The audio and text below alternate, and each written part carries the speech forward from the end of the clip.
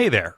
This show is brought to you by listener support, by listeners who support at patreon.com/Duckfeed.tv. Thanks so much to everybody who has given so far. And if you are considering giving, thank you too. Also, since we're starting up a new book, I want to remind you, if you're going to get on the Wastelands train, stay away from trains in the Wastelands, I suppose, would be one thing to say. Also, if you're buying it from Amazon, be it in physical, electronic, or audio form, consider going to Duckfeed.tv/tipjar, where you can use our Amazon link to purchase the book, and that results in a small portion of money coming to us. It doesn't cost you anything extra. It is just a way to support the show. So consider doing that. This has been long enough. Let us talk about Rose Matter.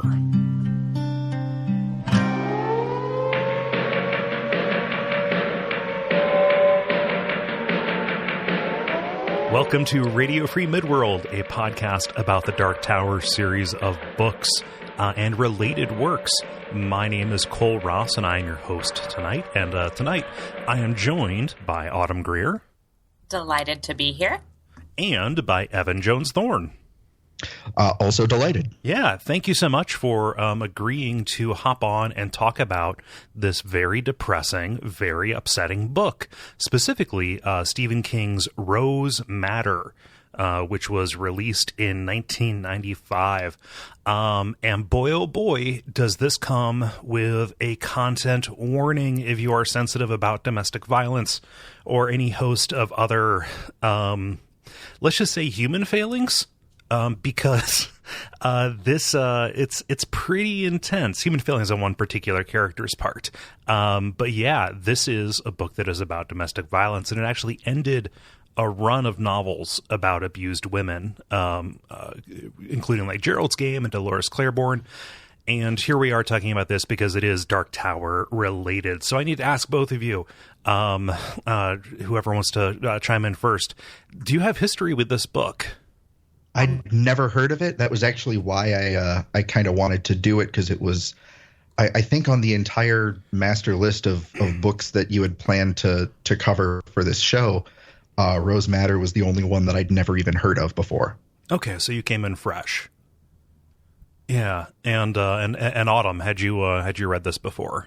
I had not. I actually put off reading it because I was a huge fan of Dolores Claiborne. And as you said, they came out sort of close to each other. And I was like, okay, I've already got one battered wife book. I'm all full up here. But I have to say, upon reading it, and this is probably the first time I've ever been able to brag about this in my life, but I feel uniquely qualified to talk about this book. Okay. My college major was animal and dairy production, so I basically majored in milking cows and, raising animals for meat. Okay. And my college minor was classical civilization, so I did a lot of Greek and Roman mythology and writing papers. So it's the only time in my life everything is lined up. I like Stephen King, I like moo cows, and I like Greeks and Romans. Oh, yeah, that's awesome. Yeah, that lines up perfectly. I also took a bunch of classical mythology classes. My degree's in English, which is less hands-on than cows. But, yeah. Were he to have survived, spoiler alert, I could have planned a really nice ration for the bull at the end of the book, Yeah. I also could have castrated him, I have a lot of skills that have never come into play like they will for this podcast. Yeah, he could probably use it too. Oh boy. Yeah, no, that's good. And my familiarity with classical Greek stuff is from pop culture and video games. So, I'll get a bunch of stuff wrong. But I think, in fairness, and Autumn, let me know if you had the same kind of reaction, but Stephen King gets a lot of stuff wrong about Greek mythology also. Yeah. Are you looking at my notes right now? No. There's a name that I definitely know is wrong, but we will get to that. So why are we talking about this in a Dark Tower podcast? Not every Stephen King book relates to the tower, but this one does, because it introduces some concepts that are going to be important later on, and also names a place, which implies that at least part of this book takes place in the world of Dark Tower, or involves characters who have been in Midworld. So they mentioned the city of Lud, which we're going to talk about in the next season, which is kind of this alternate universe version of New York. It's like a post-apocalyptic kind of, let's say Mad Max version of it. And it also includes some other things here. There are parallel universes that are connected by an artifact, possibly to different levels of the tower, right? And it introduces the notion of twinners, which is a thing that's going to become a huge thing later. But it is a way that Stephen King kind of explains why certain character archetypes pop up in different places. One important kind of, I think, example of twinners would be Jake Chambers with, what's the name of the kid in The Shining? Oh, Danny Torrance. Yeah, with Danny Torrance, like in between those two in The Shining and Dr. Sleep, like it's straight up said that they're twinners, right? And so yeah, that's that is something that's going to pop up here. And then we having not read Dr. Sleep yet, that's very interesting. Yeah, I didn't include it on the list because it's relatively cursory, the way that that they're linked up, but yeah, it's there. Oh, and there is a shape-shifting spider monster, like our good friend It. Yeah, but that's at the very end of the book. We probably should have said, yeah, we're going to talk about this whole book. It's going to be relatively breezy. Were there That's any? The only time we're going to use that word to describe this book. Yeah. Oh boy. So were there any Dark Tower connections that I missed in that overall kind of summary there that either of you picked up on?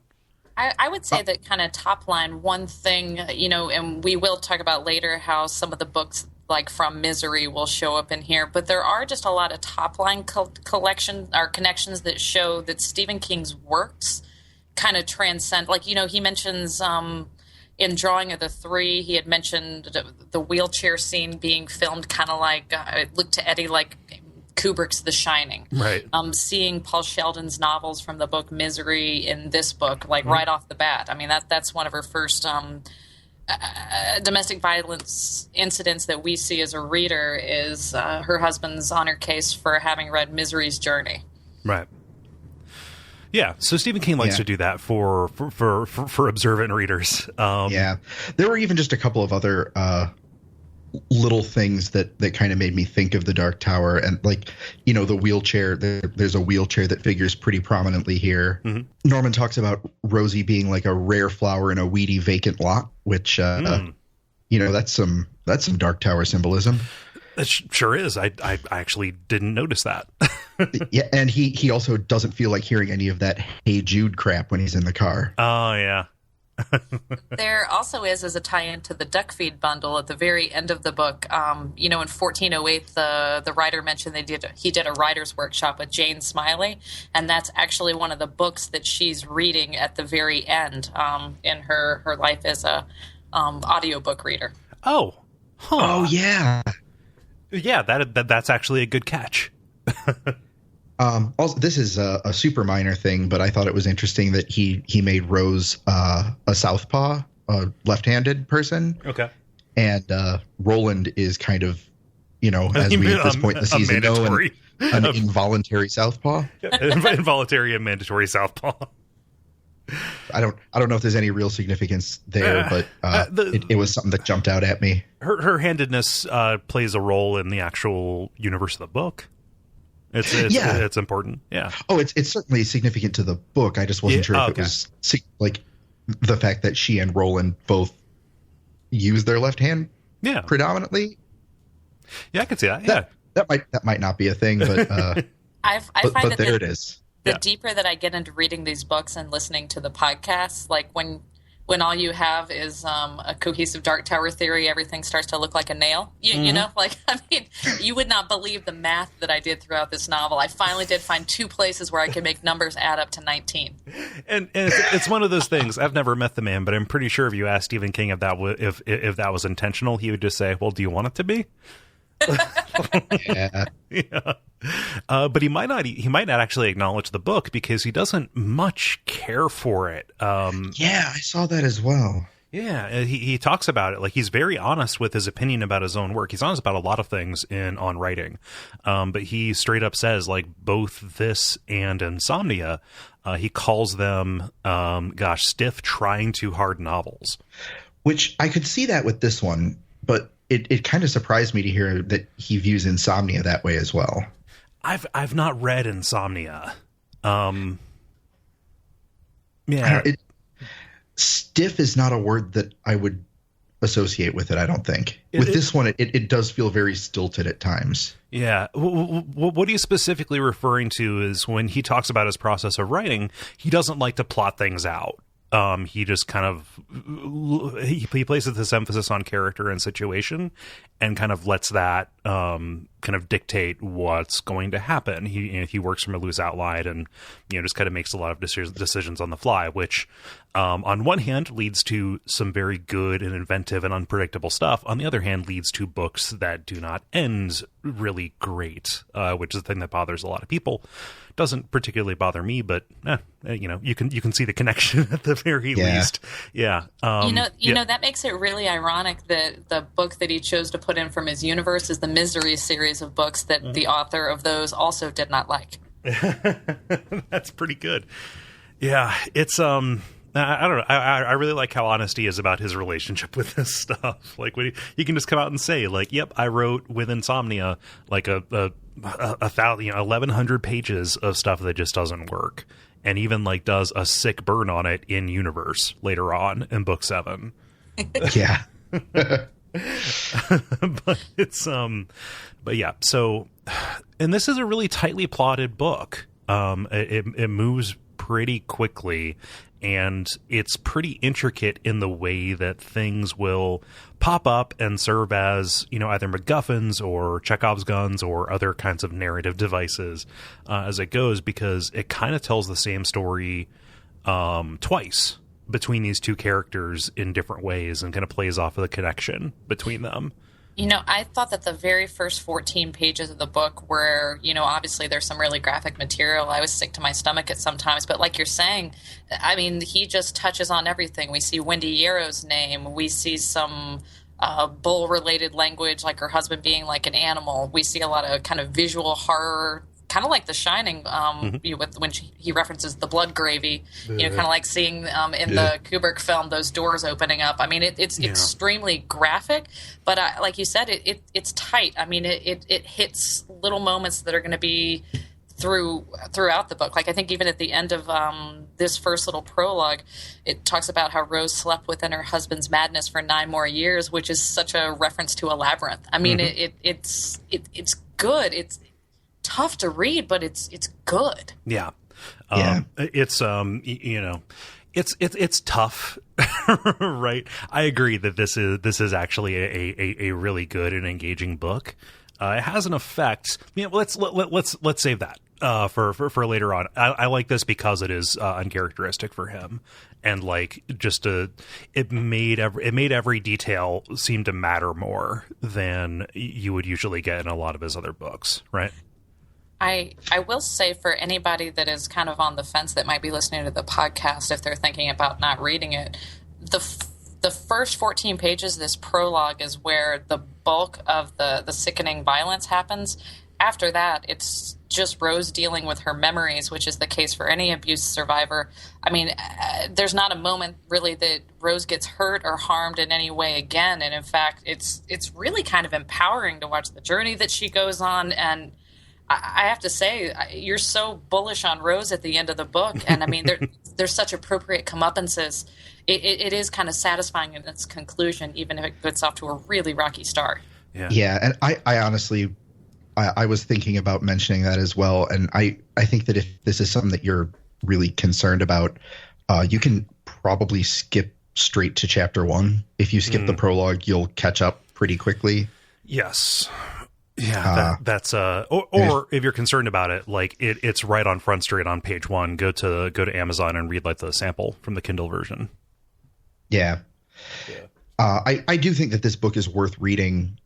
It's definitely not my favorite Stephen King book or my favorite my favorite anything really, but it's definitely a a book I'm glad to have read. Yeah. I find this all the time. I'm never, no matter what character, like, I guess whomever's mind we're occupying at the time, even if the character's kind of problematic, I am never less empathetic after reading even, I guess, the most problematic Stephen King novel. Yeah. Yeah. And this one gets pretty problematic with Norman. Yeah. Can we talk about Norman a little bit? Let's talk about that in the prologue, because that's going to come a little bit later. I've got one more detail to hit here. Normally I don't like to. Oh no, that's fine. Didn't mean to jump ahead. Normally I don't like to be a slave too much of the outline, but I want to make sure that this gets out. The audiobook for this is actually really good. It's read by Blair Brown, and then Stephen King taps in for the portions of the book that are heavy on Norman. That would be good. Yeah. So Stephen King's voice is super creepy. So it's weird. Like, this is before his voice got really creepy. Like, if you listen to some of his later audiobooks, like his voice is aging like really spooky wine. Yeah. But yeah, like that is how I consumed this. And it was, I think, better because I could maybe kind of let's just shift focus when some of the weird stuff was going on. Yeah, I could see that. Yeah. So yeah, let's jump right in and talk about kind of this establishing moment between Rosie and Norman, because the book begins with Rosie sitting by a window in great pain, and the thing that has happened is I think it's actually significant that it opens with Rose sitting by the window, not Rosie. She's not Rosie yet. Oh, yes, there we go. Thank you. Yes, because that is hugely significant, and that's one of my favorite parts of this book. Okay. Yeah. So yes, what she decides to call herself. Can you go into some detail about that right now? Yeah. I mean, she's at the beginning of the book, we meet her as Rose Daniels, and as the book goes on, she leaves the life of Rose Daniels behind, and she reverts to her maiden name, which is McClendon, I believe. Yes. Yeah, McClendon. Yeah. But even beyond that, she decides to start going by Rosie, which I think it said she hadn't ever really gone by before, but she wanted to be different. Yeah, she wanted to have a new name for her new life. Yeah, and I really like interesting naming conventions in books, and the significance of names as a literary device, and so kind of the being able to kind of come in and see Rose and then watch I'm not sure what word I'm looking for here, but kind of watch the inception of Rosie and watch her development and growth as a character is extremely satisfying by the end of the book. And you kind of realize that, it's kind of corny because it's right there in the text, but she's been really Rosie the whole time, and she just didn't know it because Norman's such a fucking fuck. Yeah. So go ahead. This is the only time I can say, probably out of any of Stephen King's books, that I've said to myself, man, I wish that Detta Walker was here. I wish old Detta would roll up, because, I mean, there's a moment, I think, even when Rose thinks, like, if I had a knife, I could stab him, but that's not even an idea that she would let herself consider. Right. Detta would have stabbed him about 35 times by now. She'd still be stabbing him. Yeah. I kept hoping that Gert was going to wind up being like Detta's twin, and unfortunately, Gert wound up being way too awesome and likable. Oh yeah, Gert is so good. Gert's awesome, but I definitely had some hopes that she would wind up being not great in the best sort of way. My absolute favorite moment in the prologue, and it's a funny thing to say after the context, because in the prologue, because of the abuse, the husband has triggered a miscarriage in Rose, and he's kind of making these platitudes to her. He's eating a sandwich while he's calling 911. But I love it when he says, like, you can have another kid, a girl or a boy. The flavor doesn't matter. When he says, if it's a boy, we'll get him a little baseball suit. If it's a girl, I don't know, a bonnet or something. You wait and see. It'll happen.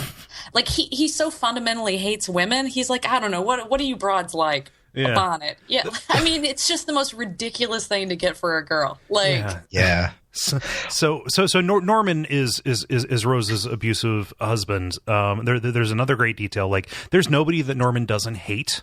He's a police officer, which is not related to that previous statement, but it is something that makes him uniquely terrifying as a villain, specifically because he knows how to use the law to his advantage. Right? That is, and he's uniquely terrifying. He's incredibly smart and incredibly good at his job. Yes. And also completely unhinged. Oh yeah. Like, he starts unhinged and like the door blows about, let's say, 5 blocks over, by like a third of the way through the book. Yeah. Yeah. That's a good way to put it. And out of all the guys in the world to have a little bit of touch of The Shining, a little bit of a sixth sense, why did it have to be this guy? It's kind of amazing because he, like, his whole detective technique is to walk around and become that person, right? And he thinks that it's just kind of a combination of, heightened intuition and then just, detectives training or whatever. But Rose also has this too. They're psychically linked and they don't even know it. Yeah. Also, this is kind of getting ahead a little bit, but I really enjoy that Norman's process for getting inside someone's head and becoming someone else. He calls it trolling, but this book was written in 1995, and so it was a reference to like fishing, right? Which totally makes sense. But if you read this book in 2017 and he's trolling, it has a whole other level of significance that's super, super interesting and completely unintentional on King's part. Yeah, it's a little bit of like backwards relevance. Yeah.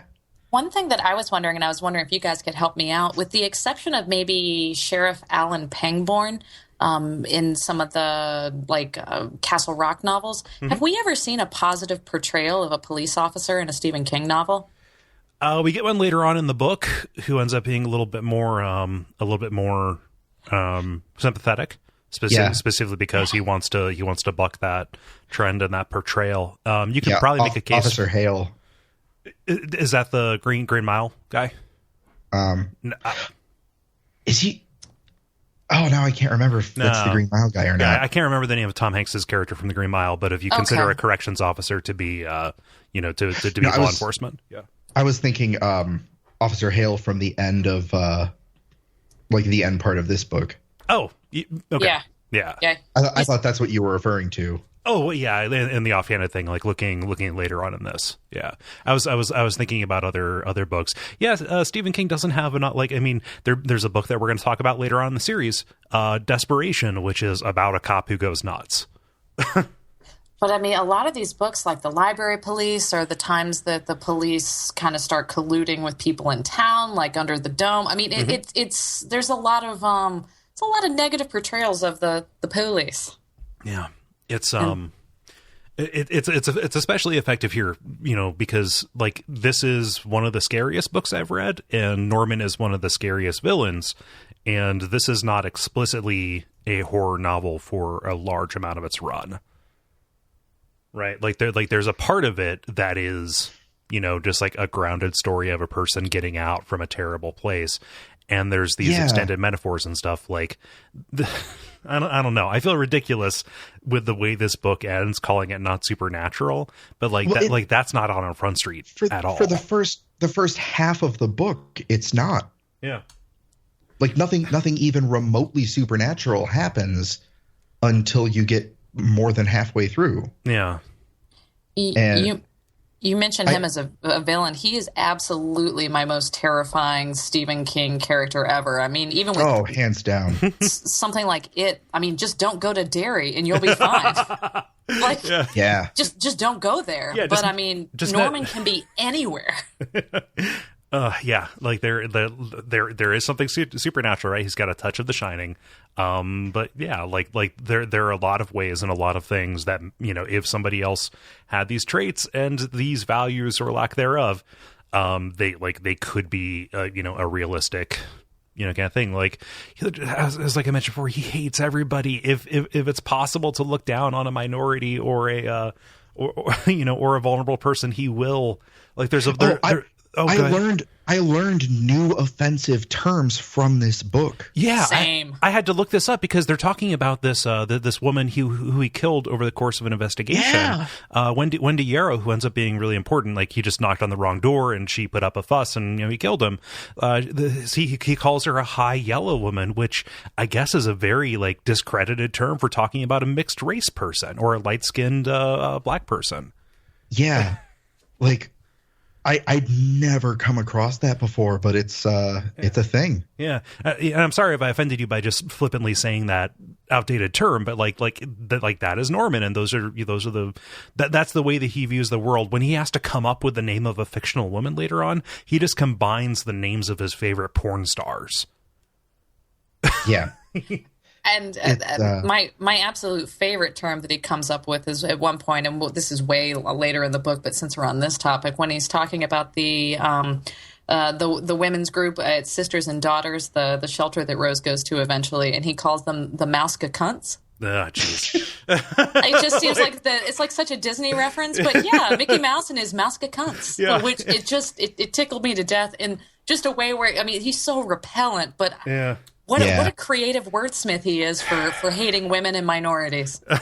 Yeah, but it's that one stuck out to me too because it's ridiculous, and also because it's not actually clever. It's like it's one of those things where it's like it seems like you can tell Norman thinks it's very clever and he's being super smart, but yeah, it's like, oh no, you're just awful. Yeah, and just the worst person. And you probably know somebody who has operated on that level, I know I did.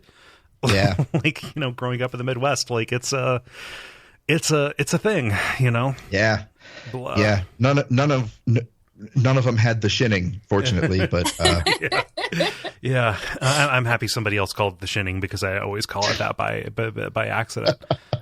So good. Oh, I was just going to say that's the only redeeming thing about Norman is that he really is, for the outside reader looking in, he's like a bigot Mad Libs.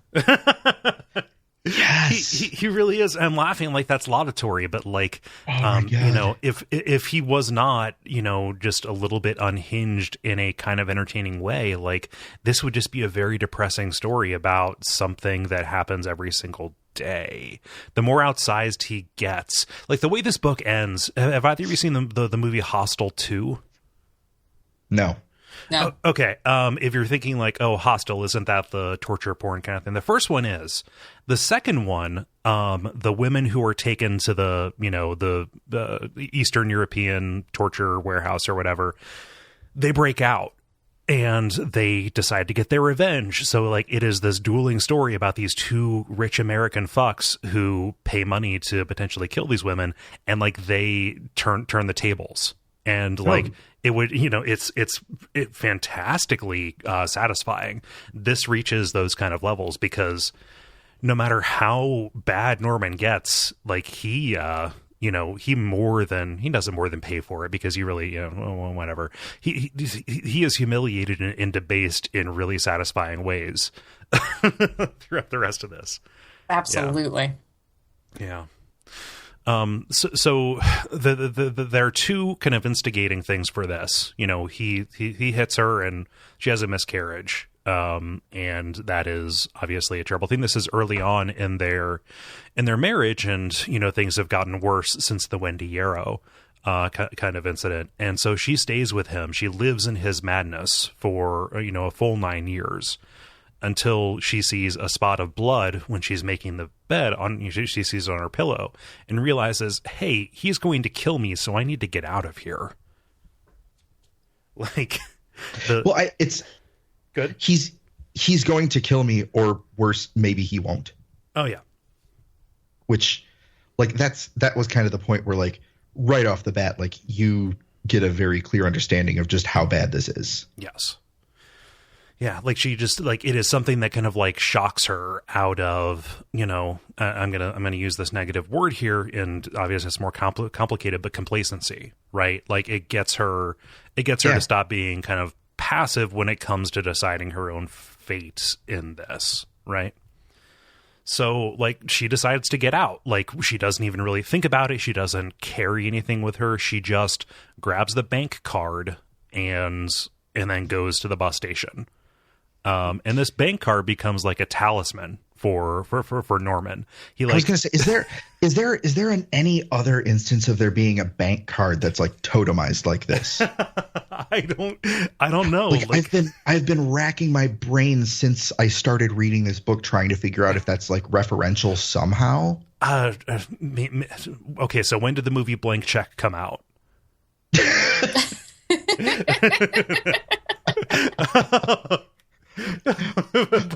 I'm not sure, but I'm pretty sure that Richie Rich came out when I was about 7. Okay. So yeah. Oh, that dastardly John Larroquette.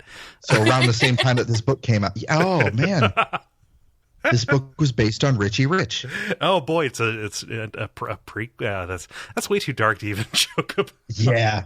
I'm regretting that immediately as soon as I said it. Yeah, forgive us for laughing. We kind of have to.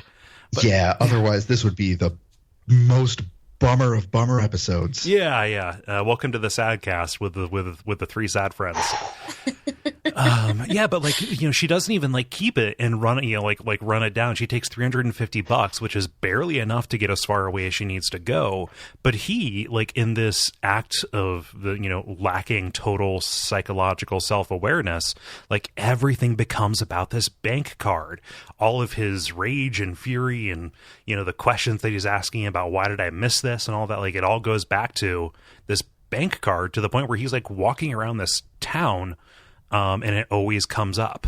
And he even says that the $350 that she took is total bullshit. Right. But it's the card. Like even later when he's spending God knows how much on wheelchairs and haircuts and that type of thing to sneak around unnoticed. I mean, he's like the bank card. Well, he's probably dropped like $4,000 on this elaborate murder fantasy. Yeah. It's all about the principle. Like he even like you said, he says it. That the money wasn't important. It's about how dare she. Right. Like it's simultaneously all about that and not about that at all. Yeah, and I think that's something that's I've known bad, crazy people that think that way, and that's part of what made Norman so unbelievably fucking terrifying. Yeah, I think that the slow progression on Norman too, because you start off and you're like, okay, I've got a wife beating asshole, and they make this sort of comments where are statements where he's rationalized these things, like, oh, face hitting is for drunken assholes, like the kind that I arrest.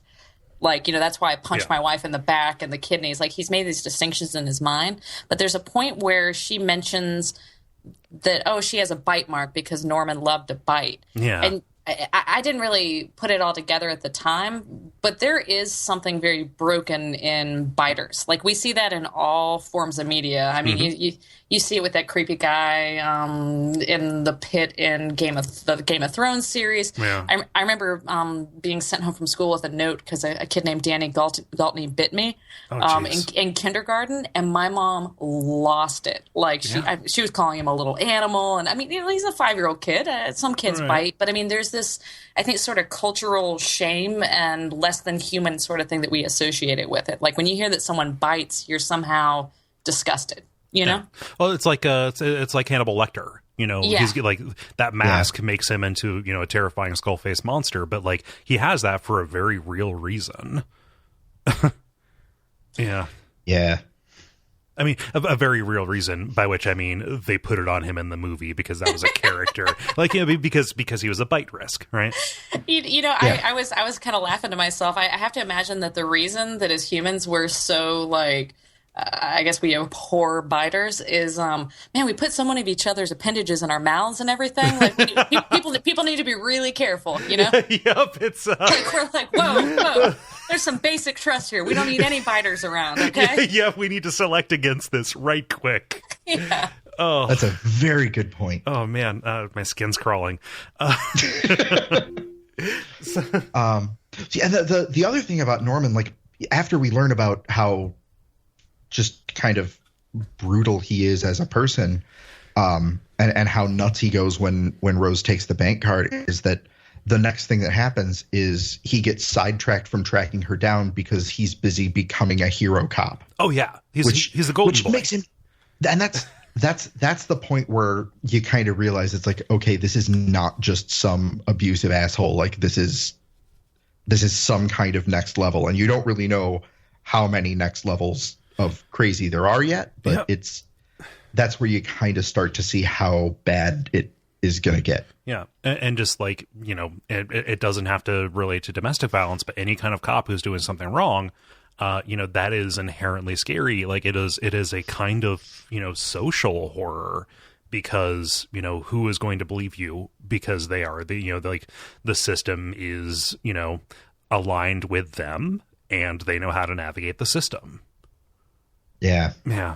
It's I'm trying not to make a real political statement, but like you see it in the book. Like he uses his connections to like track people down. He uses that as a smokescreen to stay above reproach. And when he starts killing people in the book, that is not the first time that he kills people, because there's a long history of him biting people to death behind grain silos that is alluded to later on. And tracking back to what I said before, I think at the beginning I thought he was just a wife-beating asshole, and it kind of, you slowly start to realize that he is insane. Mm-hmm. I mean, he is not a wife-beating asshole. He is more than that. He is a monster, and again, like we said before, he's terrifying. Yeah, yeah, and to the point where when Rosie finally talks to the police, like very late in the book. And she says, like, his name is Norman Daniels. He's my husband. He's a police detective. He's insane. Like, that seems like the understatement of King's entire bibliography. Like that doesn't even begin to cover it at that point. Yeah. But here he is. He makes a huge drug bust, at the height of the war on drugs, like takes down a crack cocaine ring. And then all of a sudden he's kind of above reproach, but the focus leaves him for a little bit, and goes on to Rose herself. Right. Where she goes to this Midwestern city, she goes to a bus stop and says, like, she doesn't say, hey, here's where I want to go. She says, like, what is the soonest bus that leaves? Right. And how far does it go? Right. So she ends up going 800 miles away to go to a city by a lake in the Midwest, which is implied to be like Chicago or Milwaukee or. Yeah. Pretty clearly Chicago. Yeah. The picnic at the end of the book that happens at Navy Pier. They call it Ettinger's Pier, but it's I live in Chicago. It's Navy Pier. Autumn? Oh, I was just going to say the fun thing about her when she goes to the bus station, because the bus station seems like something, I don't know, out of like Transmetropolitan or something. Yeah. Like there's people with like goiters and like, I mean, it's just like the bus station probably is. But I like that she has a little bright red scarf on. She's a total Red White Riding Hood going into the big bad wolves. The big bad forest, running away from the big bad wolf, Yeah. I mean, she even has the little kerchief on her head. Mm-hmm. And that ends up working against her, because that helps people recognize her. Like, she knows all these things that Norma is going to do, but even still, she is not able to catch them all. And when she runs into the guy that's playing 3-card Monty, I've actually never seen this in person. I'm like, is this New York City in 1910 that she's trying to catch a bus in? Like, have you ever seen somebody doing like a shell game or a card game like in life, or is that just like that happens in like Newsies, right? Yeah, I was gonna say, like, did somebody like walk up and offer to her some papes? Like, I don't know how you would set up a 3-card Monty game. You might as well like start cooking meth on the street. Yeah, like first I got to bring my table, then my 3 cards. Yeah, I got to go down to the church and check out one of the card tables. Got to get my permit, my table permit. Make sure everything's above board, as all 3-card Monty dealers do. I'm trying to go legit. I guess going legit would just be like what, going to work at a casino. Yep, not playing 3-card Monte at the bus stop. Yeah. And there's one moment in here. I think for some reason in my head, I assume that Rose is a lot older than she is, and she talks about like how she's going to use the name of her best friend. Like when she's about to book a ticket, she just makes up a name, and she's talking about her friend from junior high.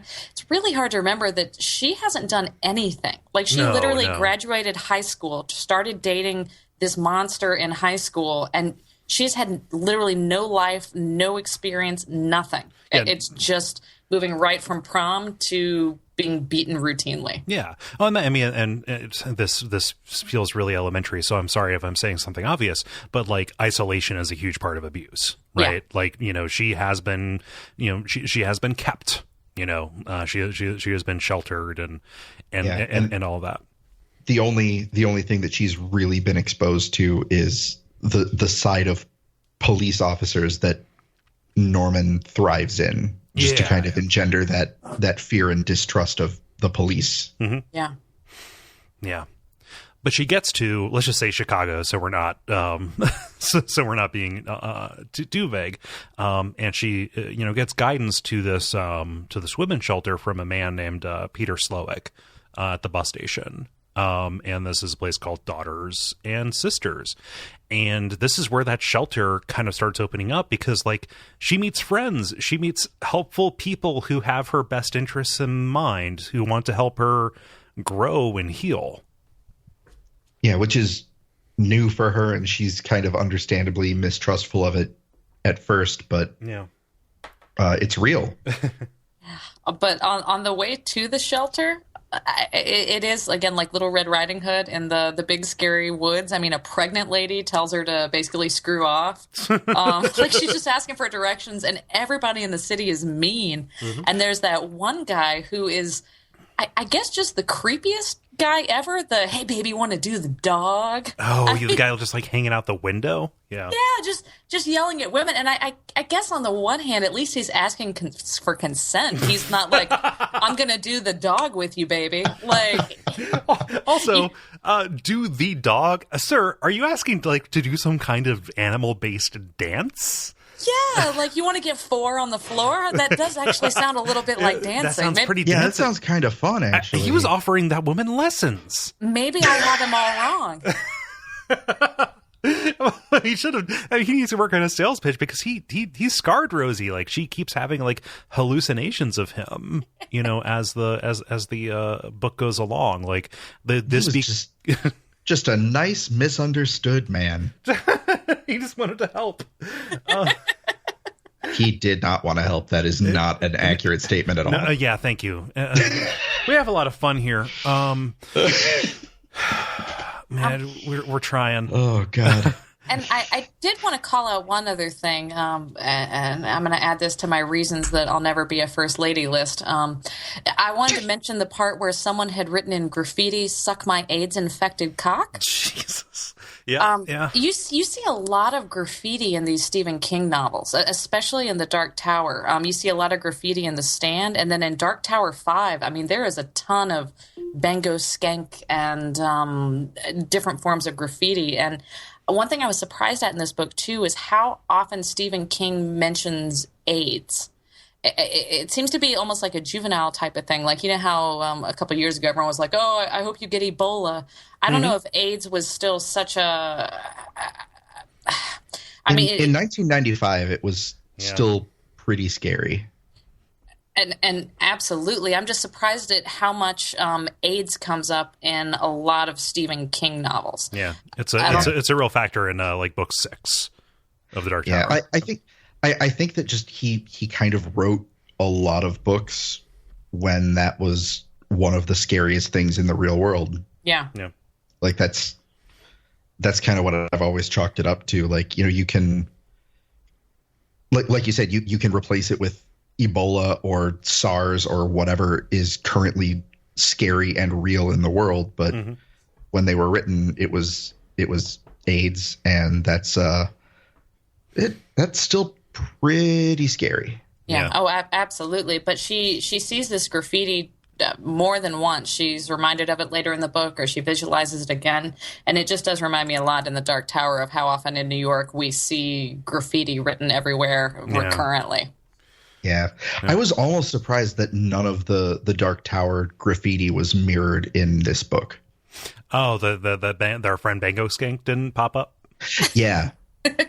Yeah. Like, I really thought, like, just, because this was on the list of books to read for Radio Free Midworld, I thought that there would be maybe a little bit more of an overt connection. Mm-hmm. But you got to work a little bit harder to find it, I guess. Yeah, it's there. We'll get to it. Oh yeah. But yeah, let's talk about some of these people that she meets. Starting with Anne Stevenson, the person who runs the shelter. There's kind of an establishing. No, I mean it's not establishing, but there's an important moment with her where like Anne admits that like she reads the same kinds of books that Rose does, and like even says like, you probably think I run this shelter because somebody close to me or I was beat, but nope, I just inherited it from my family. I think it's a good cause. Like, things happen for reasons in these books, and there's comfort in that. Things don't happen for a reason, outside of them, right?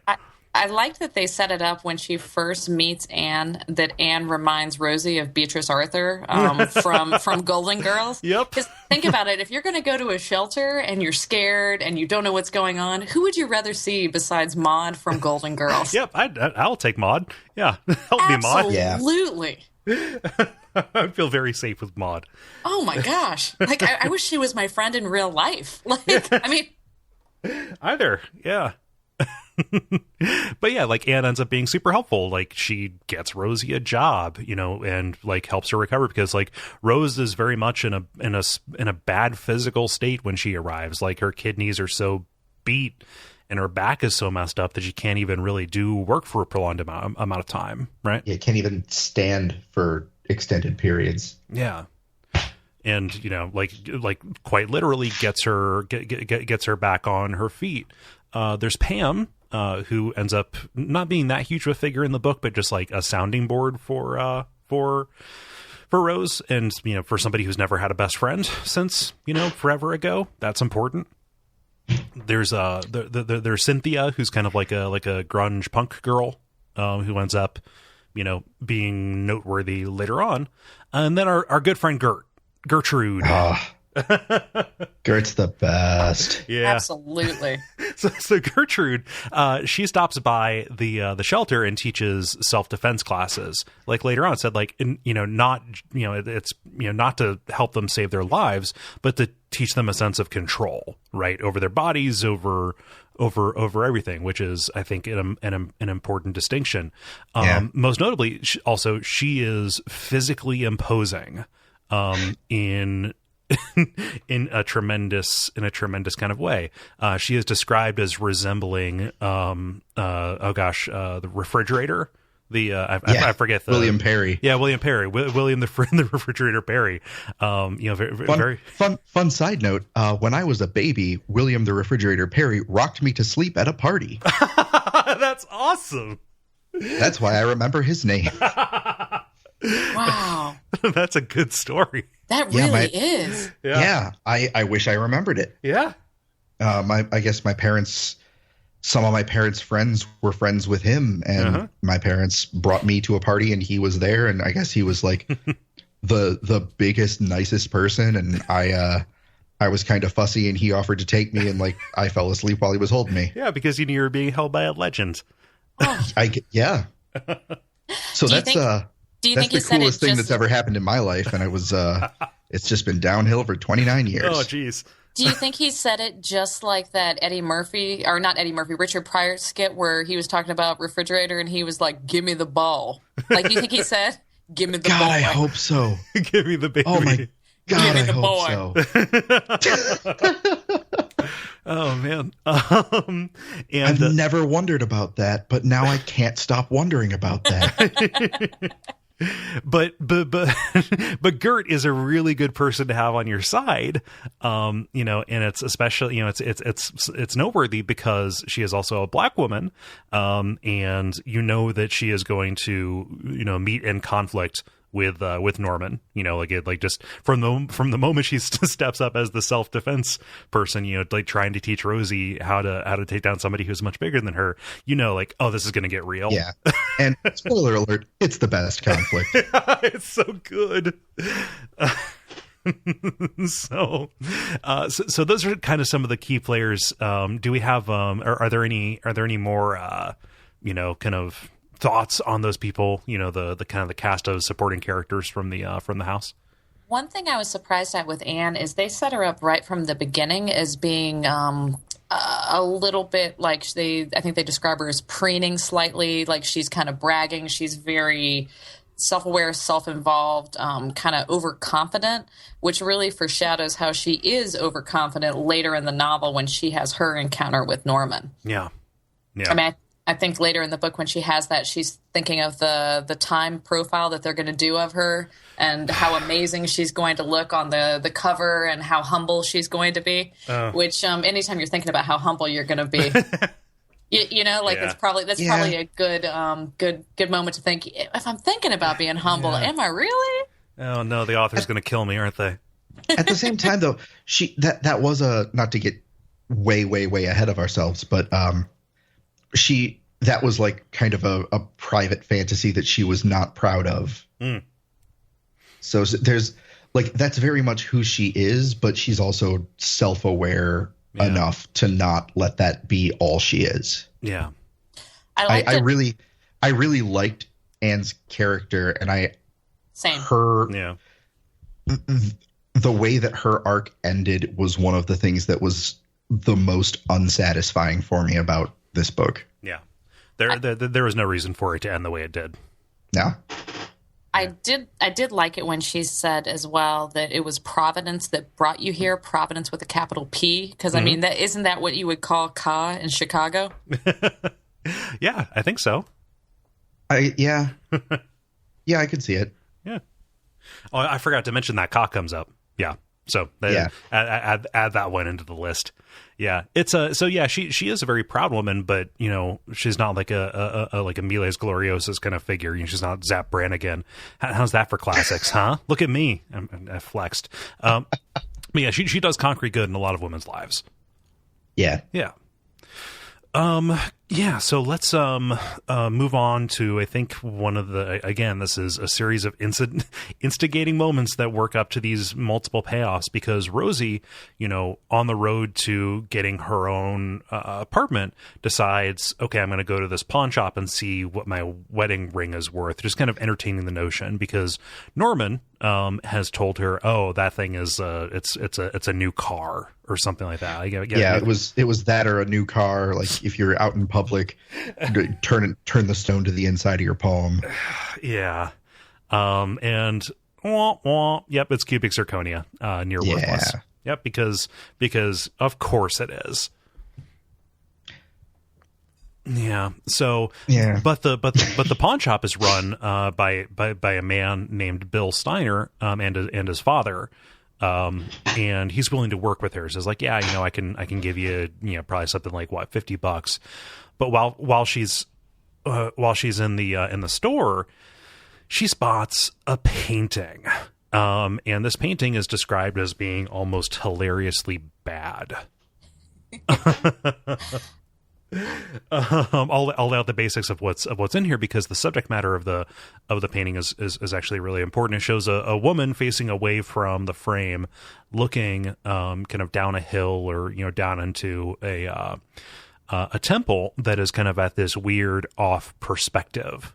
This is a blonde woman whose hair is kind of in a big braid, and she is wearing a kind of a toga, like a rough dress that is color rose madder. And in fact, the word rose madder is written on the back of this, but that has no bearing on Rosie herself. She doesn't see that. This calls out to her with like a wonderful. I love the way they describe this. Like, lots of paintings are mouths without tongues. This is a mouth with a tongue. It can speak, and it calls to her. That she has to buy it. Which is a very, very interesting analogy when you get to the end of the book. Well, I mean, I don't know about the tongue, but there's teeth. Yeah. Well, there's there's a mouth that winds up without a tongue by the end of when it's all said and done. You're right. I really like spoiler alert. I really like the provenance on the painting too. I mean, I grew up in the eBay and Craigslist generation, and I've never actually been to a pawn shop. Oh yeah. And I have a lot of respect for. I mean, that's a skill set that I don't have. Like, I strike out all the time when I watch The Price is Right. I don't have a good sense for telling how much something costs and then what I could also sell it for. Mm-hmm. So just going through the pawn shop in general, when they're estimating a ring, when they're doing the swap for the painting, I mean, I'm impressed that Bill seems to know his business so well. It's a family business, so he probably grew up in it. Like, he specifically is working not to piss off his dad. You know, he even does, you know, it's obvious that he likes her because he makes the rookie mistake of telling her what it's actually worth at retail. Says, hey, it's worth $200, but I can't actually give that to you. You don't say that. Come on, man. That's Bush League. There's a nice little moment in there too, because we did see Anna, who's very proud of her, what she's doing for these women and everything. There's a moment where Bill's looking at her and he thinks that she might be uncomfortable about something, so he makes sure to answer very simply so that he doesn't kind of throw her off. He just simply nods. This is the first person we've actually seen in the book who really considered her feelings. Yeah. Like, to everybody else, she's just another battered woman, or she's just something to batter. But he's the first person that we've actually see her, consider her, and temper his reactions based on her. Oh. Yeah. Yeah, I didn't notice that. That is a really good point. Yeah. And that describes him kind of to a T, because, you know, he ends up being romantically involved with Rosie, and, you know, like, he just kind of gets it, you know, he gets it bad for her, you know, right away. And there's a large amount of the book that is Rosie keeping him almost at arm's length because she's not ready, you know, to be in another relationship, which is kind of understandable. But throughout the entire book, Bill kind of ends up being a real stand-up guy. Absolutely. Yeah. Definitely the opposite. Like, he's diametrically opposed to Normie. Yeah. Which makes him useless against him, actually. Yeah, which very true. Which is really interesting. I've got some thoughts about that, but I can save it for the relevant part. Yeah. Yeah. Put a pin in that, because I want to hear it. Yeah. So she takes this painting, and on her way out, like, there was this, like, another patron, in there whose name I should have written down, but didn't, Ronnie Lefferts. Yes. Ronnie Lefferts, an older gentleman who asked Rose to read some passages out of a book because she noticed, or he noticed her voice. And because this is a Stephen King book, if your character is not going to be a writer, they should be involved in literature in some way. So Rose's job, you know, she gets a street side audition to become an audiobook narrator. Which, that feels a little on the nose. It's Providence with a capital P. It's Ka with a capital K. Yep. Ka. And it doesn't seem to serve an awful lot of a purpose for the book itself. It feels like, to me, like, no, not at all. And it could have.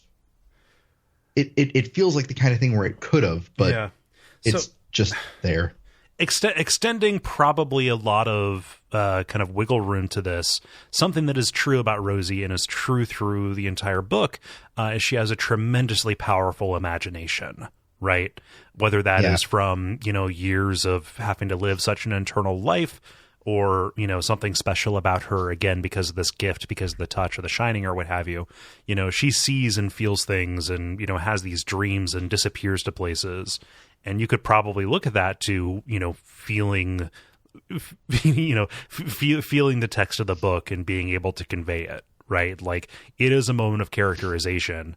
And also, you know, somebody, you know, who is really repressed and inward turning, you know, having a natural talent for performance like she ends up having, is, you know, somewhat narratively satisfying, right? Yeah, and also just the idea that she has something about her that is innately valuable and innately desirable. Yes. Is like, that does serve a narrative purpose. I feel like just the significance that they put on the fact that she has a strong voice later in the book could have tied in with becoming an audiobook narrator, but it just didn't. Yeah. Like I feel like there's a lot of significance that you can draw from that, but King didn't really do it. And I was kind of just left with the feeling that maybe he doesn't know what real jobs are. Oh, we found it. I'm not trying to cast aspersions, but yeah. I mean, so Stephen King has kind of he has a little bit of a history of being, on the edge of tailoring his works to like new ways of, conveying stories, right? He directed movies, and, he worked an audiobook narrator into a book that kind of was released around the time when audiobooks were becoming a real thing. Like there's even like industry jargon in this, like, oh, it's a nascent art form, or who knows if these things are going to take off. This is the silent film era of this. And then later on he wrote that book, which is about a haunted Kindle. I am not familiar with that one. It's okay. Yeah. Oh, Steve. Stevie. The one thing that I think works about this is it really contrasts that she has this that anybody on the street can recognize, that the people in the studio are so impressed with. And I don't know, like, because Cole, I think you've read Achewood. Like, do you know when Nice Pete is saying to Lyle that when women talk, it's the sound of glass breaking and birds are burning in a shoebox? Yeah. That's what women's voices sound like to him. I have to imagine for Norman, who does complain about women's talk and women's this and women's that, I have to imagine that to Norman, women are like a horrible toy with no color in the plastic. Yeah, and an area in the middle where the smells come out. Yeah, exactly. Like, I mean, that's largely how he views women. Yeah, and so it's just something that was in her that he couldn't recognize. Like when he talks about Rose, all he talks about is her can and how she used to have a nice can, but she really let that can go. Yep. And he doesn't appreciate this Elizabeth Taylor Butterfield 8 speaking voice that any geek off the street can recognize. Yeah. Yeah, I would not have drawn the connection in Nice Pete, but I'm very happy that you did. Yeah, and like he does that too. Like he almost has like a hypersensitivity to women's voices. When he does encounter people from the from Daughters and Sisters, right? Mm-hmm. Yeah. Yeah, so there are some connections here, and like again, it gets into real industry stuff. Like, as somebody who edits audio, the fact that she can do things in 1/4 as many takes is pretty important. Yeah, I don't know. Well, it's she has a natural talent for this that has just been dormant and untapped and unrecognized her whole life, and I feel like that is a significant part of the character. The fact that it's audiobook narration feels a little self-indulgent. Yeah. Somebody could have heard her, like, singing to herself, and you're a star, baby. Yeah. Or literally anything. It could have been literally any kind of creative endeavor at all. Yup.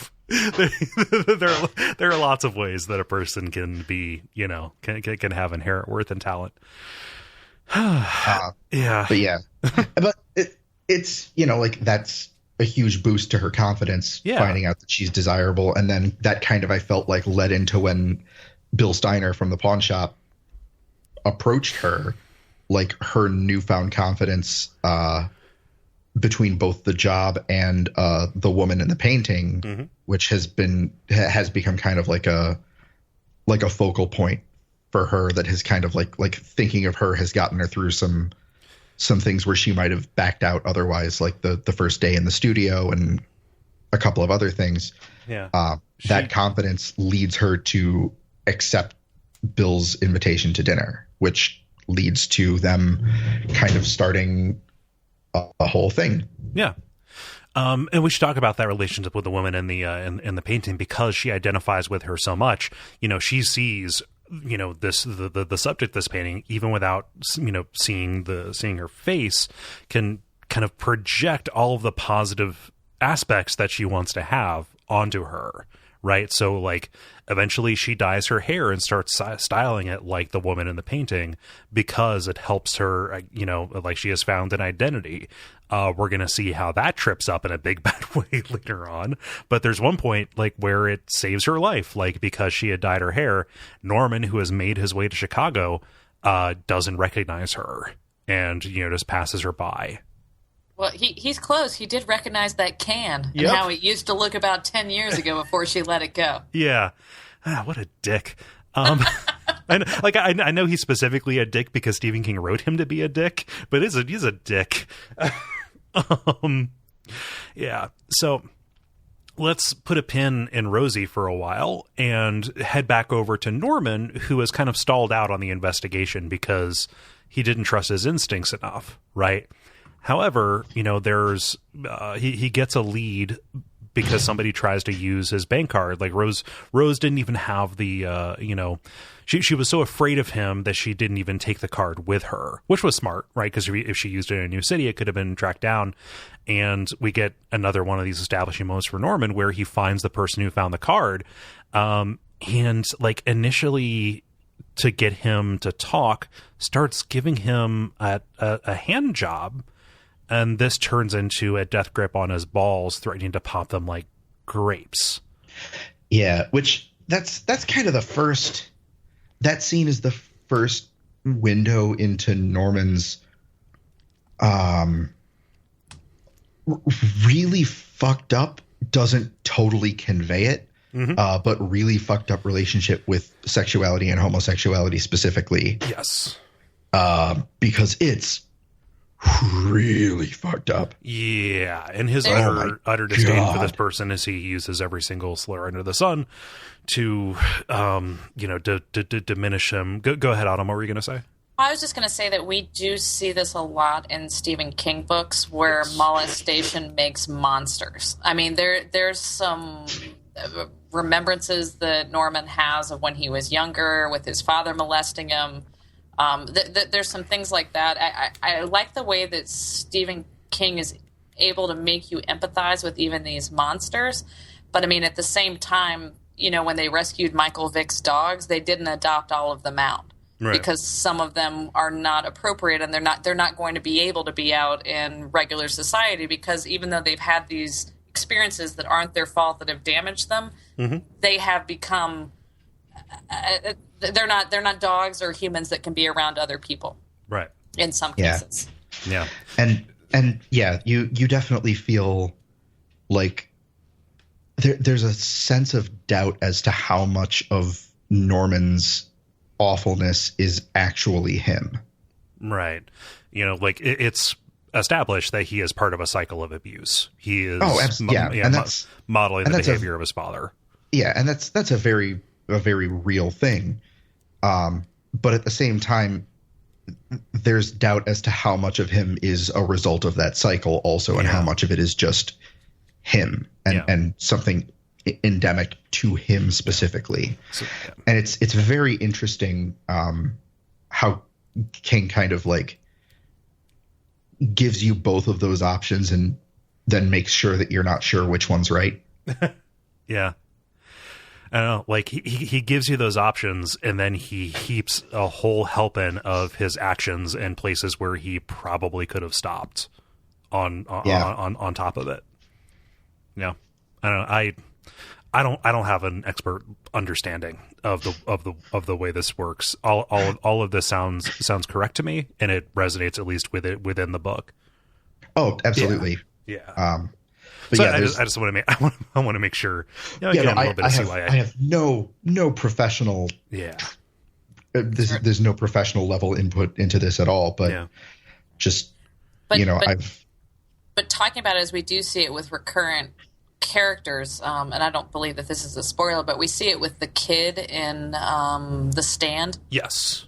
You do see this sexual violence with these characters that Stephen King turns into monsters. That sexual component of the violence. I think there's a scene earlier in It as well with Patrick.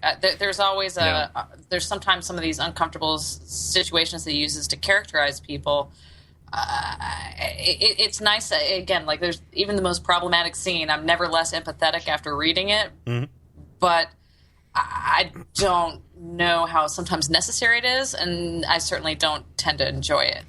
Yeah, it's definitely unpleasant, and I think that if I was trying to describe it without laying out like a value judgment about a lot of it, it would be like he is raising the stakes in a lot of ways, maybe prematurely or unnecessarily high, probably.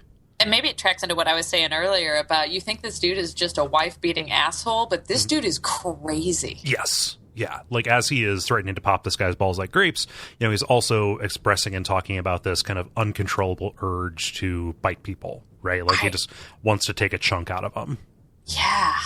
Ugh.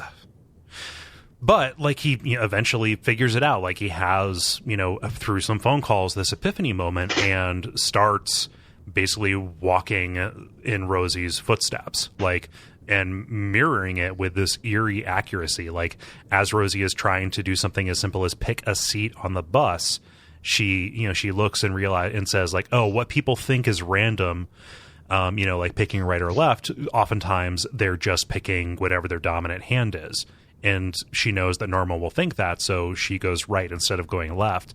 And when Norman goes and does the same thing, he walks down the whole kind of aspect. Like, she won't sit near the front because she doesn't want to be noticed. She won't sit near the back because she's incredibly, particular and clean, and she doesn't want to be near the toilet. So she'll sit in the center, good old center of the road Rosie, and, sits left because he underestimates her in that one sense. So, like, he's got 2 out of 3 correct, right?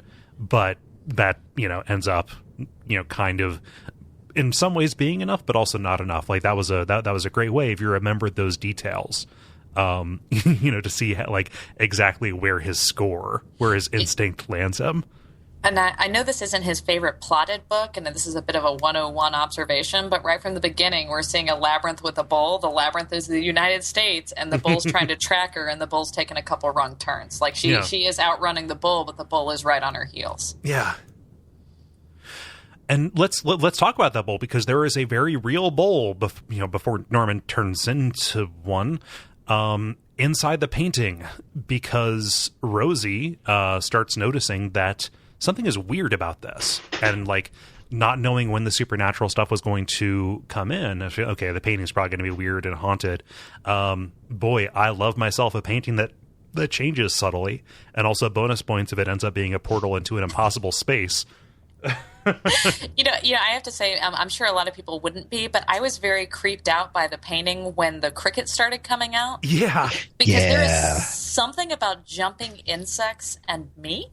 If there's a grasshopper within like 100 yards, it's going to jump in my face. I don't know what it is, but my face is a magnet for jumping insects. And I don't know why it happens to me, but I probably get hit in the face by a grasshopper like once a year, which doesn't sound like a lot, but think about how often you get hit by a grasshopper. Not very. When I was 12, there was a brood of locusts that came out during the summer when I was working at a golf course, like doing under the table kind of gopher work. And so imagine these locusts just hopping around and coming back from the like the back nine. And having somebody say, like, yeah, you have 17 locusts sticking on the back of your shirt, and also there's one in your hair, and there's a little bit of goo from slapping the other one out of your face. Yeah. Oh, my hands are sweating. Sorry. I'm just saying, I feel your pain. That is a traumatic thing for me. But it's like the, why did it have to be snakes? Why did it have to be crickets? Yeah. Well, for me, at least. The painting was sealed up. Like, there's glass over the front of it when she finds it in the store, and like when paper over the back. Yeah, paper over the back, and when she pulls the paper off the back, like there are dead leaves in it. Dead leaves and dead crickets too, which for some reason, like I don't particularly have any upsetting experiences with jumping insects, but the idea of there being dead crickets that fall out of the back was super creepy and atmospheric to me, because it's like they've been there for at least a little while. Yeah. I mean, and this is also kind of presaged because she starts hearing crickets somewhere in her house. I don't know if that's ever happened to you, like trying to find a noisy bug in your house. You can't actually locate those by sound. Nope. Yeah. You cannot. No. I find that I just pull my hair back from my face and just wait for it to land on it. Yep. That's you could sell that. Just got crickets. Can't find them. Here's autumn. It's I did pick up on a little, and it made me want to. I might be way out on a limb here. I have not reread Duma Key in a long time, but I seem to remember there being something about paintings and things changing in there.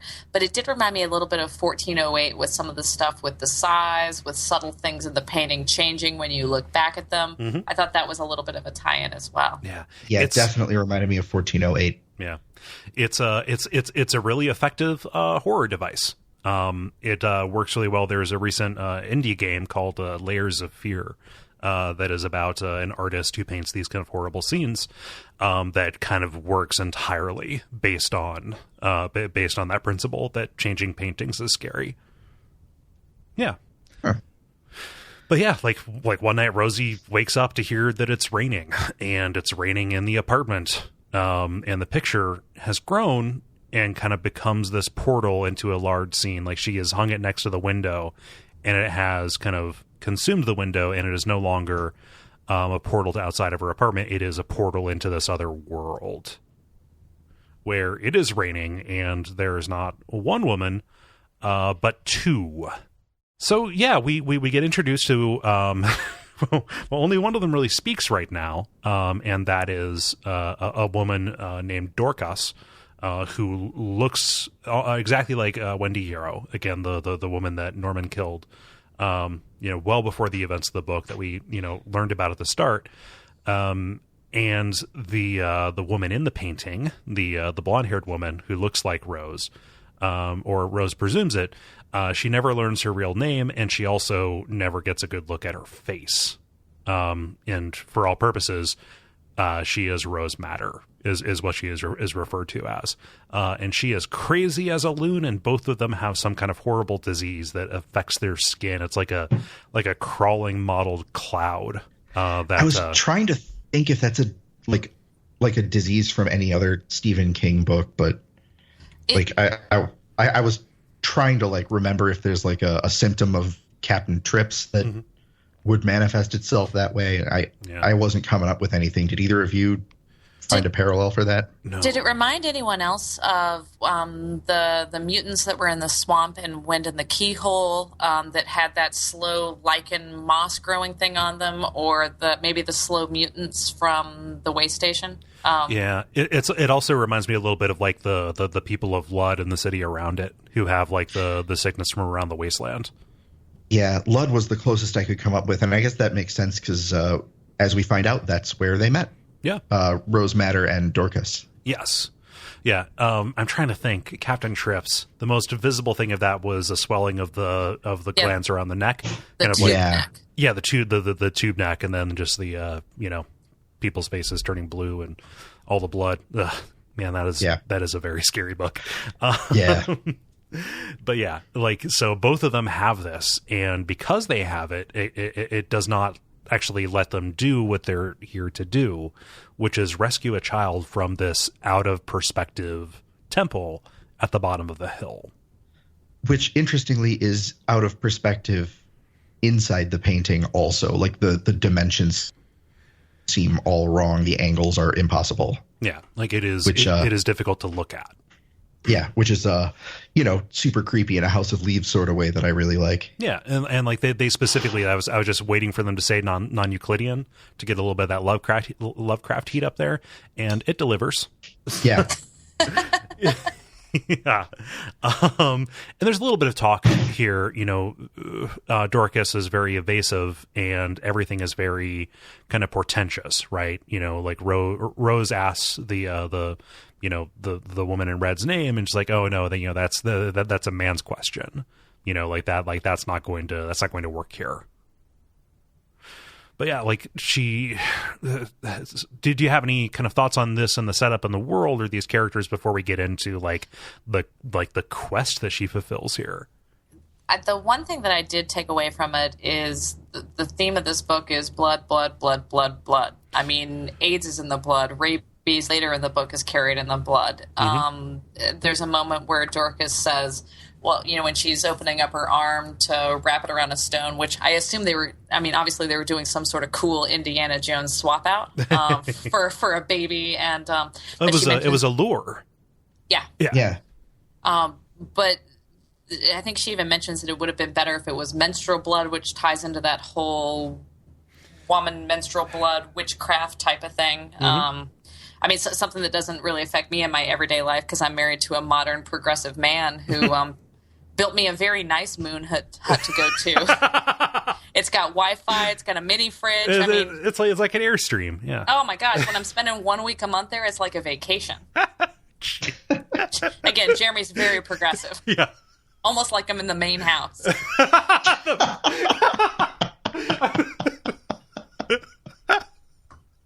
But it just does tie into the women's magic type of thing, like yes. A women's empowerment type of. I mean, because menstrual blood, I believe, is used in a lot of witchcraft. Yeah, I don't know. I majored in milking cows. I'm not positive. Well, it even kind of reminded me of when in the I forget which Dark Tower book, but when Roland has Susanna channel Detta to deal with the speaking demon. Yeah, that's a 3. Or the speaking demon or succubus, I forget which. Are you thinking of when they draw Jake? Yeah. Yeah. So that's the Wastelands. But I think she even mentions that she smells a smell and she can't tell if it's blood or semen. Like there is that, I guess, magic in any generative fluid type of thing, and it's just interesting, all the different areas. I can't tell if it's a muddy mess of fairy tales, Greek and Roman mythology. I can't quite tell what it is that he's put together, if it's a mess or if it's very delicately designed. Yeah, well, and he even kind of gets at that a little bit at the end when Dorcas says something along the lines of, like, you know, there are truth to these myths. That's why they're powerful. Yeah. And so I feel like, you know, it is kind of a mess, but it is also kind of meticulously designed, and maybe implying that all mythology is kind of messy inherently, which is the kind of, overblown Stephen King statement that we've all come to know and love at this point. Well, of course. Yeah. And Stephen King has a history with this too. Like his first book, Carrie, you know, like she starts developing her powers when she gets her period in the shower after gym class. Oh, good point. Like, that's a, you know, like that is a very powerful scene there. And some of it made me roll my eyes a little bit. Like, these women talk about their periods with each other a lot, like in a way that almost sounds like a 90s stand-up routine. So it's hard for me not to see that, like, loaded with a little bit of like, oh, horror author thinks periods are icky. As much as I like Stephen King's female characters, for the most part, they always kind of read like a man writing female characters. Yeah. And that's, I try so hard not to see that, and I always see that. I just had to start looking past it. Autumn, what were you going to say? Yeah. I was just going to say, when we were talking about the mythology, and I think I might be about to reference what you talked about earlier, he took such care in naming that little pony that was cropping grass.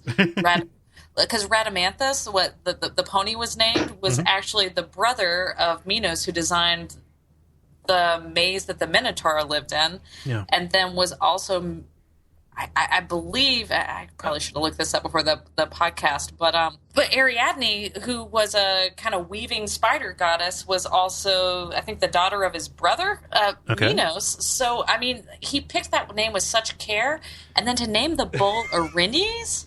You fucked up, man.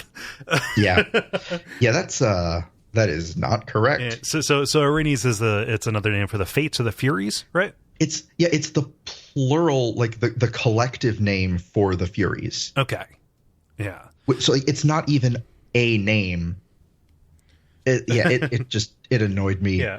Incessantly. Yeah, and also, the Furies or the Fates depicted as women. In fact, also, like, aren't they depicted as like the three kind of like literary archetypes? The maiden, the something, and the crone. Like the maiden, the matron, and the crone as well. Like to name this force that is supremely male after a notable female figure in mythology seems.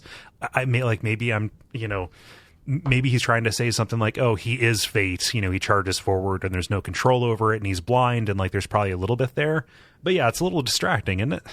The only thing that I could think of, because I mean the big thing about the Furies was the blood for blood vengeance stuff is I mean it just seemed like it'd be more it would apply to the women that she was encountering more. I mean, because I guess the Furies were created when Kronos was castrated and his blood fell on the ground. So, I mean, it does tie into blood, but you guys are totally right. I don't understand it especially with the care that he took with tying Rhadamanthus, the little pony, into both spiders and bulls and mazes. Yeah. Like, I don't get it. Yeah, it's... The best I can come up with is... because I was trying to figure out why he would have landed on this name for the bull. And in the first edition Monster Manual from 1977, the Erinyes was a lesser devil. Okay. Nailed it. That's it. Oh, yeah. That's it. There we go. Yeah. I could also see that. Huh. Like, yeah. And that is, that like the Erinyes from the Monster Manual was taken, and that is that is a name for Final Fantasy monsters as well. Again, I know this stuff from pop culture. Like, no, like, and like, that's fine, but it just seems really sloppy. Yeah. Agree. Yeah, I know. I also just made it sound like, oh, Stephen King definitely plays Final Fantasy. Not what I was trying to say at all. It wouldn't entirely surprise me. Yeah. You got to write 2,000 words a day, and you got to put in a solid 4 hours with Final Fantasy. Yep, got to save Corneria. Yeah. Anyway, that's the name of the bull is wrong and bad and dumb, and we all are bothered by it. Yeah. But yeah, so Erinyes is this blind, one-eyed bull. I forget if he's depicted as missing one eye or if he's like cyclopean. It's a cyclopean thing. Okay, cool. Which kind of comes up later with the Ferdinand mask. Yes, I love that mask.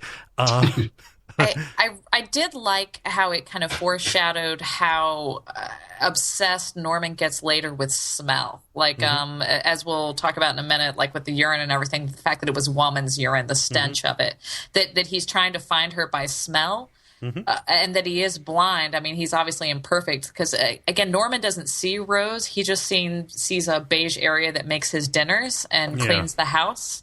So he really can't see her. But does he hate the smell of women? Yeah.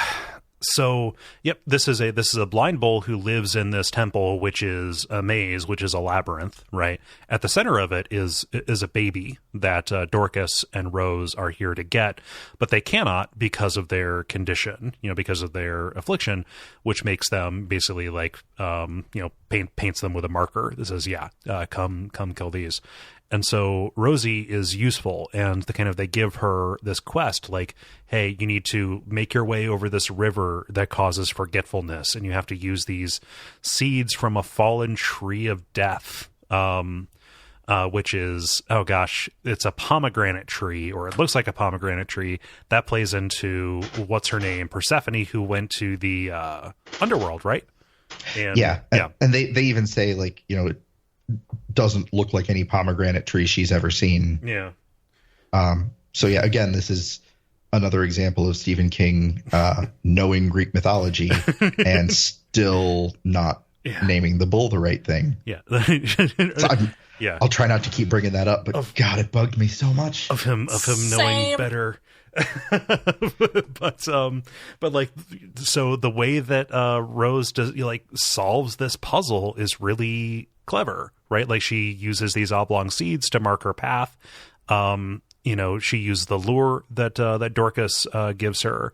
And when the baby stops crying, she's trying to locate this baby by sound. She uses her powerful voice to give this loud country holler that wakes the baby back up.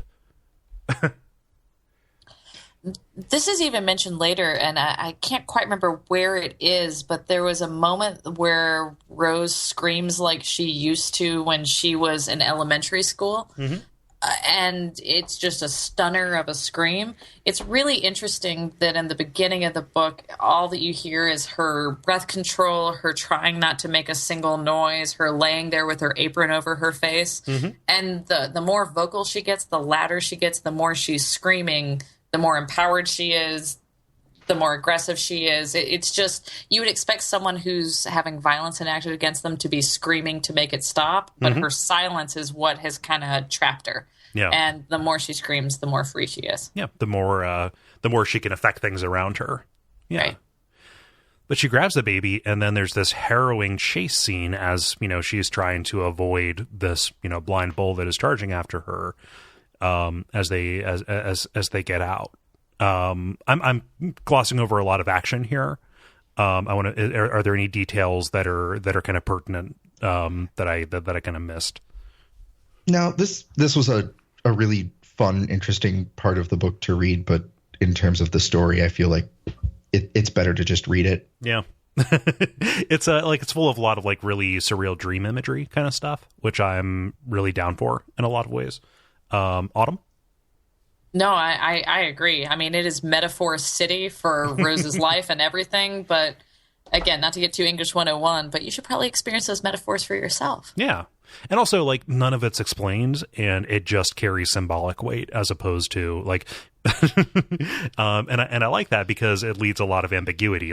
There is something terrible in our world at the end of this book, that, is never really explained, what the purpose is. But yeah, she gets out, and this is where we get a little bit of the story. So, Dorcas, in the notes here I have her as Wendy, which is strange. Dorcas starts explaining hey, we've been traveling for a long time. You get the sense that this is, they're looking for their own tower almost. And this baby is, something that, will help them get on that way. And they talk about, passing, seeing so much suffering, passing the burning bodies and the heads on stakes outside the city of Lud. And they're making frequent mention of Ka as well. That is just kind of thrown around with no explanation. That it means, a combination of destiny and duty.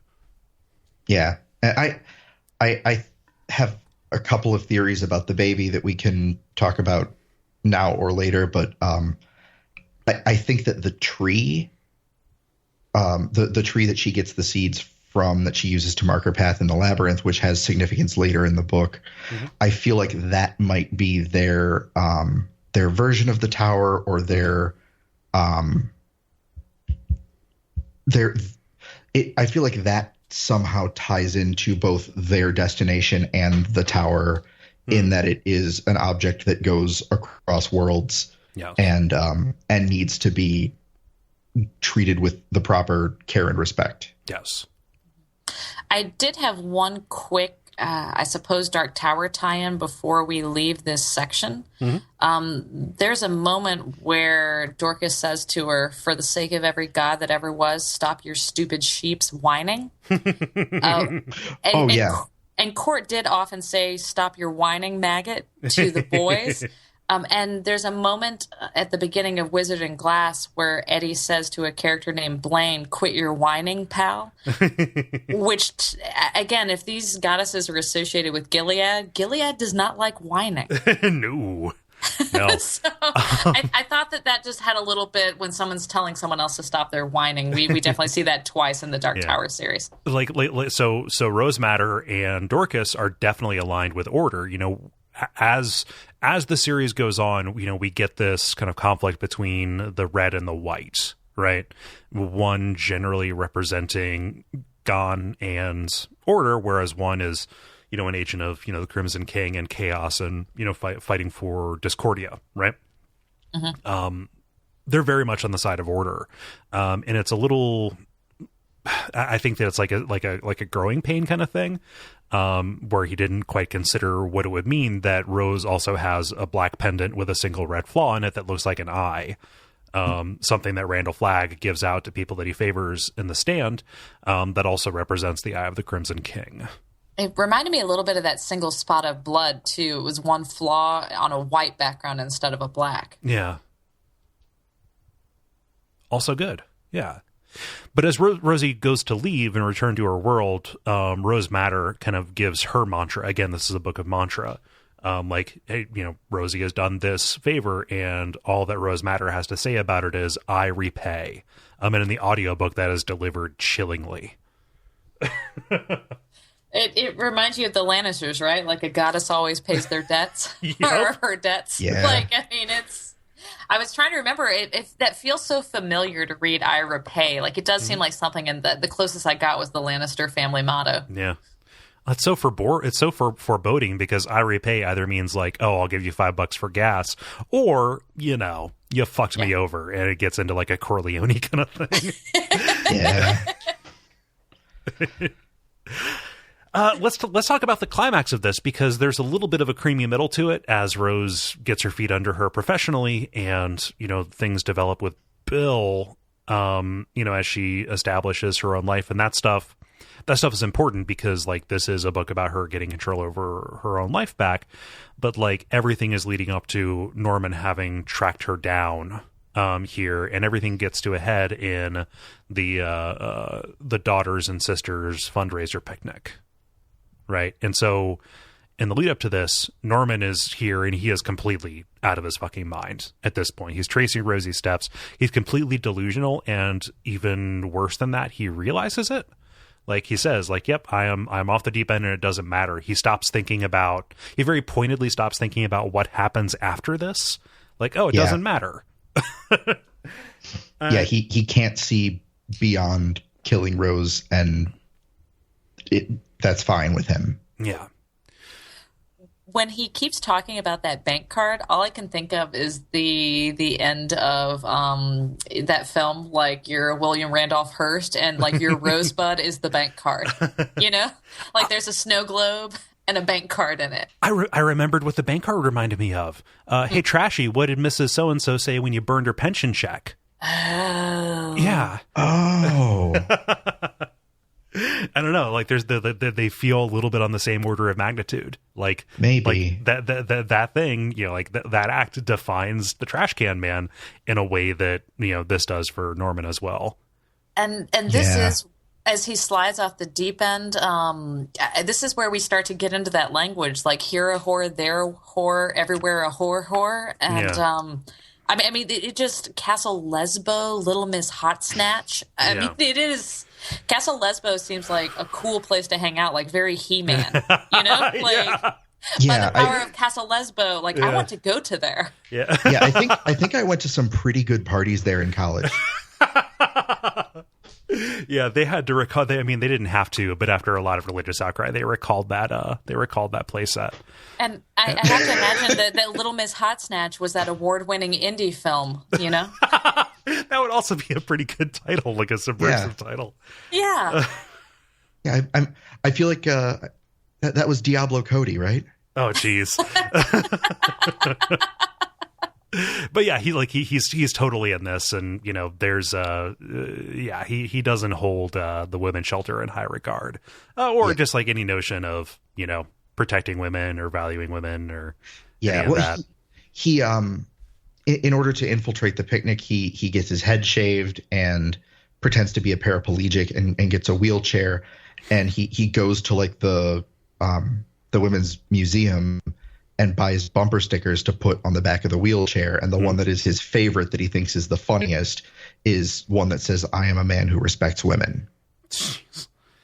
It's like, Okay, yeah, that's who this guy is. I realize I'm getting angry at I'm getting angry at a fictional character, but it's a fictional character that represents views that I think are repugnant. Yeah, it feels obvious to say that, but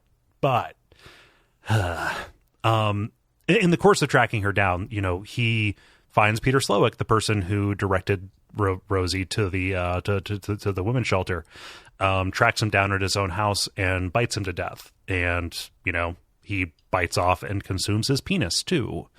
So straight up chomps that ding dong. And he goes, he goes into like these fugue states, right? Like, no, you can't just say that and then continue on like you didn't say that. The straight delivery is what sells it. I wish that you actually did episode titles besides, the name of the book, because straight up chomps that ding dong. Chopping on that ding dong is really solid. Oh my God. Yeah. he goes whole hog in a lot of ways. So it's pretty gross. Fortunately, we are spared a lot of the actual details of it. We just get the flashes retroactively. Yeah, like by the cops talking about it. Yeah. Yeah, and the thing that's maybe the most unsettling about that whole sequence is that afterwards, the thing that bothers Norman the most is that his jaw hurts. Yep. The fact that he doesn't really remember it either, and he's like, I'm just going to take a couple Percocet. I must have, who knows what I did, but my jaw feels bad. Yep. These dogs are tired, by which I mean my jaw dogs.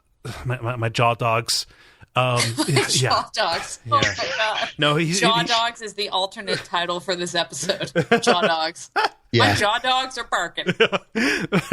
but yeah, like his chompers are going overtime, like, and that also works out in a really upsetting way later on. Again, just his jaw. He also kills Anne Stevenson as well. He tracks her down at the place. Right before at Daughters and Sisters, before the picnic, and that's what we were talking about.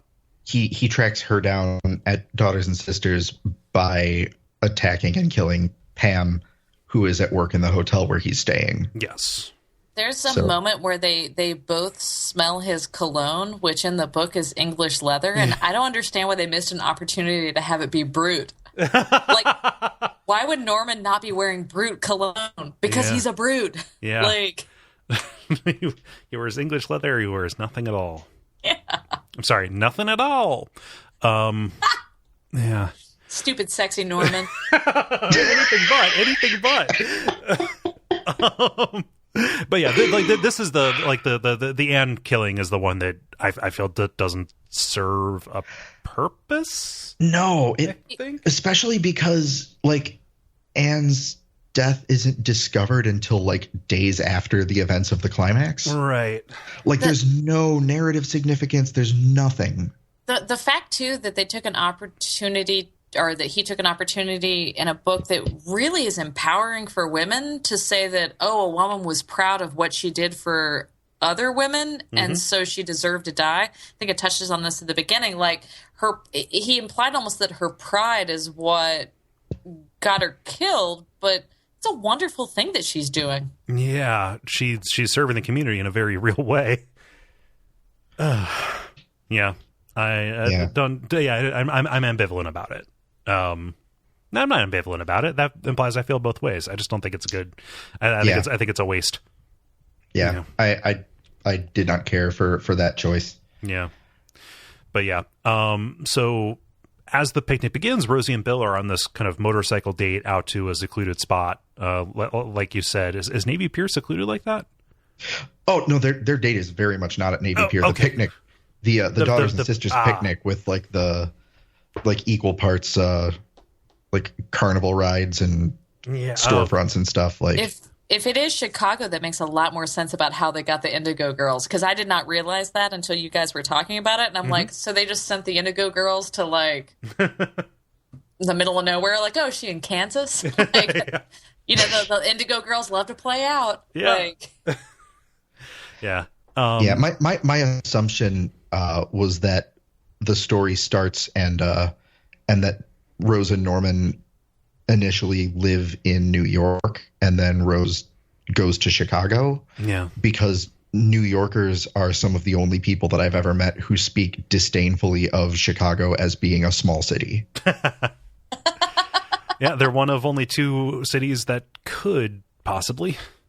Yeah. And most of the ones I've met are kind of dicks about it. Oh. See, that's the thing. You have to it's a weird thing. You have to come from a city that they never think about, and then you're just basically Kenneth from 30 Rock.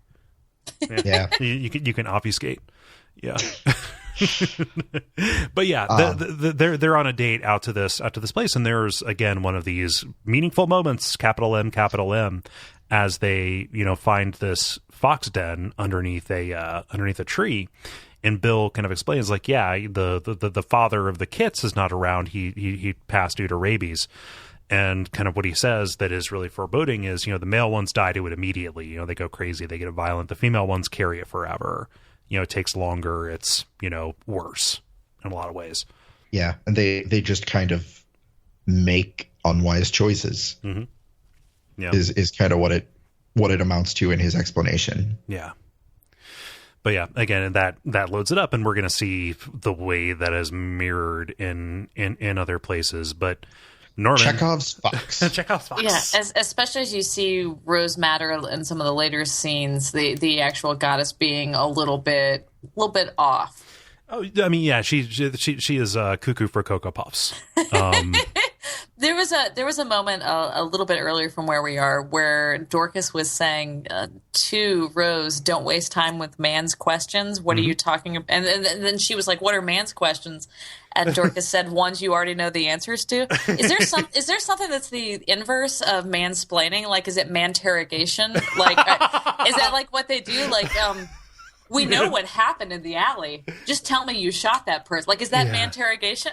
If it's not, let's spread that hashtag manterrogation. Let's make it a thing. I'm into that. Yeah. What are man's questions? Ones you already know the answers to. Yeah. Oh yeah, I forgot about that. Yeah. Manterrogation is very clever. Yeah, I like that a lot. So while Rosie's out on this motorcycle date, Norman rolls up quite literally with his head shaven clean like Michael Jordan, and infiltrates the picnic pretending to be this paraplegic, like we said. And frustrated that Rosie isn't there, he starts turning on her friends and attacks Cynthia, who is, basically doesn't stand a chance against him. Fortunately, Gert shows up. Oh, Gert, thank you. So Gert could make swift work of him even without this, but she decides to tase him, which is good. And they have he has a taser, which is I forgot about that. Sorry, he brings the taser, which is very alarming initially, but then she turns it around. She takes the tase. Yeah, she gets tased in the leg, and then like through that somehow gets it away from him. I don't remember exactly, but and then tases him and pins him on the ground. Yep. So Cynthia gets away. She's injured, but walks, which she's the first person other than Rose so far who has walked away. So good for her. And the moment of this that feels the most poetic, and it's hard to say something as overt as so overt and crass as this is poetic, but here we go. We've seen Rose struggling throughout the entire book with her kidneys. Even when she's leaving her husband, she has to go behind a house and urinate because he has hit her so many times in her kidneys that they're weak. And I mean, just like what you carry around with abuse, they're getting slowly better. But I mean, she has a lot of problems. She can barely hold her bladder. And ooh, does Gert say to him, "Oh, I heard you like to hit girls in the kidneys. Well, I've got something real special for you from my kidneys." Yep. And she decides to piss on Norman's face. And this is fantastic. Oh, so cathartic. Yeah. It's so satisfying. And like this is the worst violence that could have been done to him in a lot of ways. Like, it is the one that I think has the most effect on him. I think aside from the stealing of the bank card. Yeah. Like this piss is the death blow. Yeah. This is you thought that he had completely lost any shred of sanity before, and no, it goes way deeper after this happens. It does show how weak he is, because they talk about how at the very end of their marriage, like right before Rose leaves, that she was losing big blocks of time when she was sitting in a rocking chair and taking multiple showers during the day, that she was losing these blocks. And I mean, that took her years and years of abuse. And as soon as Norman gets urinated on, he's missing some time. Yep. Like right after that, he's like, draw that parallel. Yeah. Like where'd that time go? God. That's all that it took. Like, he's blanked out before this, but like that was after he did violence to other people. Like, there are just flashes of him stealing this bull mask from a little kid in order to escape, flashes of him doing what he can to kind of take care of this. But yeah, like this breaks him utterly. That's a really good point. Yeah. That like, how fragile is this piece of shit? Yeah. When he starts talking about time being out of joint too, it reminds me of the time getting soft, the world moving on, except it's just straight out of this dude's crazy town madness. Oh yeah. Yeah. Big into it. Also big into the Ferdinand the Bull mask. Like I've was tangentially aware of Ferdinand the Bull as like this old timey, just kind of cartoon figure. But yeah, like he's walking around with just a cartoon bull mask, and this becomes like his new face later on. Is that I can't quite remember. Is that Edgar Allan Poe, or is that a Twilight Zone episode where they put the masks on and the masks become their faces? I don't know. I think that's a Twilight Zone episode where they have to put a mask on to get an inheritance, and then they're stuck with the masks on their faces. Ugh. But when he can't get that mask off and he becomes the bull, it's and like the mask is talking to him even. Yeah, in the notes you have Norman is able to escape by stealing a kid's Ferdinand the Bull mask, which he puts it on to drive away, figuring that the security will take note of somebody in a Ferdinand the Bull mask, but won't necessarily connect it with anything else. Steals the mask, which promptly starts talking to him, which is hilarious because that's exactly what happens, like immediately. Yep.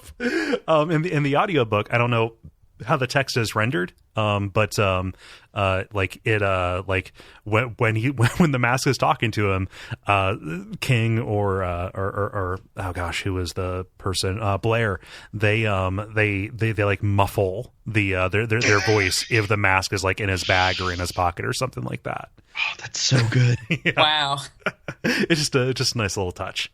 But yeah, like he flees the scene, in this piss-reeking bull mask, that is promptly talking to him, and Rosie returns, getting ready to sell T-shirts, and kind of surveys the carnage, right, and eventually decides, hey, I need to start working with the police, even though I otherwise would not. Like, I am driven to this because the police are a family, and and we're brothers, right? I love seeing Rose get mad when she's punching that police car, and she's like, he sucks. He ruins everything. Like, she even like calms down, and then she punches the police car again. I love it. Yeah. He ruins everything. That is apt. Fucking skunk Norman. Yeah. This was supposed to be the big day. But yeah. So she's working with the police, and that's where we meet Hale, who is kind of like, a real police officer. Yeah, like a real public servant. So we're up to two. We're up to Sheriff Alan Pangborn and Officer Hale. We got two good cops. We've got two of them. Yeah. Well, and Hale straight up tells her, like, I'm going to bust this guy, and I'm going to do it because he's a cop, because he's a goddamn hero cop. Yeah. Like, what he's doing isn't right. It isn't okay. You shouldn't be flinching every time one of us raises our hand. Right. I did like that they showed that Rose was completely right, because when they were trying to call in and get his fingerprints and his photo, like literally Norman's police team was stymieing it. They were like, "Oh yeah, we probably faxed that, whatever." Yeah. Like she was completely right. They absolutely would not have helped her. No, yeah, they were slow walking it. Like she was acquainted with all of them. She knew all of their crimes and just how dirty they were. So let's get to the final showdown, because the pieces are quickly getting into place. Norman, by going and finding Anne, has also determined where Rosie's apartment is and knows that is probably where where Rosie's going to flee to. And he shows up and kills the cop at a stakeout, and he justifies. He justifies killing a fellow police officer by saying, "Oh, it wasn't him; it was the bull." Yep. Which. All right. Yep. It just it doesn't matter what happens after. Yeah. And it does show his madness, because at the very beginning you thought, well, he hates literally every minority. He hates women, but he likes his police bros. No, he doesn't even care about that. No. He's just a monster. Yeah. He kills to kill. Yeah. So he does this, and Rosie kind of charges in, knowing that even though he's waving this gun around, he's not going to actually use it, because he doesn't want this to end quickly, right? So they're in this darkened apartment that is like its own maze, and he is chasing after them and, shooting at the neighbors, and eventually gets a hold of Rosie's hand, bites down onto her fingers. Well, he gets a hold of Bill. Oh, yes. Strangles him. Yeah. And he gets Rosie's hand because she's trying to get him off of Bill. Yeah. Did anybody else notice that while they were moving up the stairs, that because Norman had shot out or removed the light switch or flipped the breakers or whatever, so they're moving up in the dark, that Rose was trying to move up the stairs, and that the foot that had been searching for the 19th step found nothing, because she had assumed that there were 19 steps, but there were only 18. Oh, God damn it. Yeah, good catch. Yeah, I missed that. Yeah, and also that is a terrifying thing, because I've had that happen before, and losing count of a step is a scary thing. But this ties into what I was saying at the beginning. Rose takes no shit from this moment onward. No. She kicks Norman in his broken nose. Mm-hmm. There's even a moment where he is so excited because he's able to grab her hand, and he puts her finger in his mouth and he bites down. She dislocates his jaw. Yeah, she instead of just letting him do this, curls her fingers and just kind of, I think, yanks his jaw like she's starting a mower. Yeah, she just gets mad. Yep. And I think even more upsettingly, Norman is able to shake this off. He pops his jaw back in, at least halfway. And that's kind of what gets him to pull the mask over his face, because it tells him all this will go away if you just pull the mask on. It'll support your jaw. You'll be fine. And that's what causes the fusion when he finally puts it on entirely. That is something a sane man thinks. Yeah. This rubber kid's mask is going to serve as a perfectly fine sling for my broken face. But this does tie back into what I said at the beginning. After page 14 of this book, she takes no shit. No. She is a hero. She is amazing, and I love her. Yes, absolutely. Yeah, there was a good portion where she was on the run and fearful, but when she found the painting and started borrowing that strength, borrowing that strength until she realized it was her own. Quite literally, when she leaves the painting, I forgot to mention, she gets this armlet that is like an armlet of power, from Rose Matter. And, she thinks that she has this on when she's doing all this rad shit to Norman. And she gets back into the apartment and realizes, oh, I didn't actually have it on. I just thought I did. It's a real Dumbo's feather moment. Oh, yeah. And when she starts taunting him. Oh, God. I do have a question for both of you with regard to when Norman pulls the mask down and kind of becomes Arrhenius. Is he being possessed by the spirit of the bull, or is he just kind of giving way to his very basest self, or is he just completely fucking nuts and the mask fuses to his face in the portrait world because he's completely fucking nuts? Like, I couldn't really get a good read on what was happening there. Go ahead, Autumn. I guess that's a very good question. I couldn't quite tell. There's all the moments where they describe him at the beginning. They use a lot of language talking about him bellowing like a bull. I mean, there's bull language all throughout. Obviously, we talked about him being blind when he's looking for Rose, but that is a very good question, because does he become the monster? I mean, he was a monster the whole time. I guess, is that his twin? Yeah, I read it as kind of like a Twinners thing. I'm very happy that it's out of focus and not like directly explained. Like, I read it as a possession, but like they were both the same in the first place.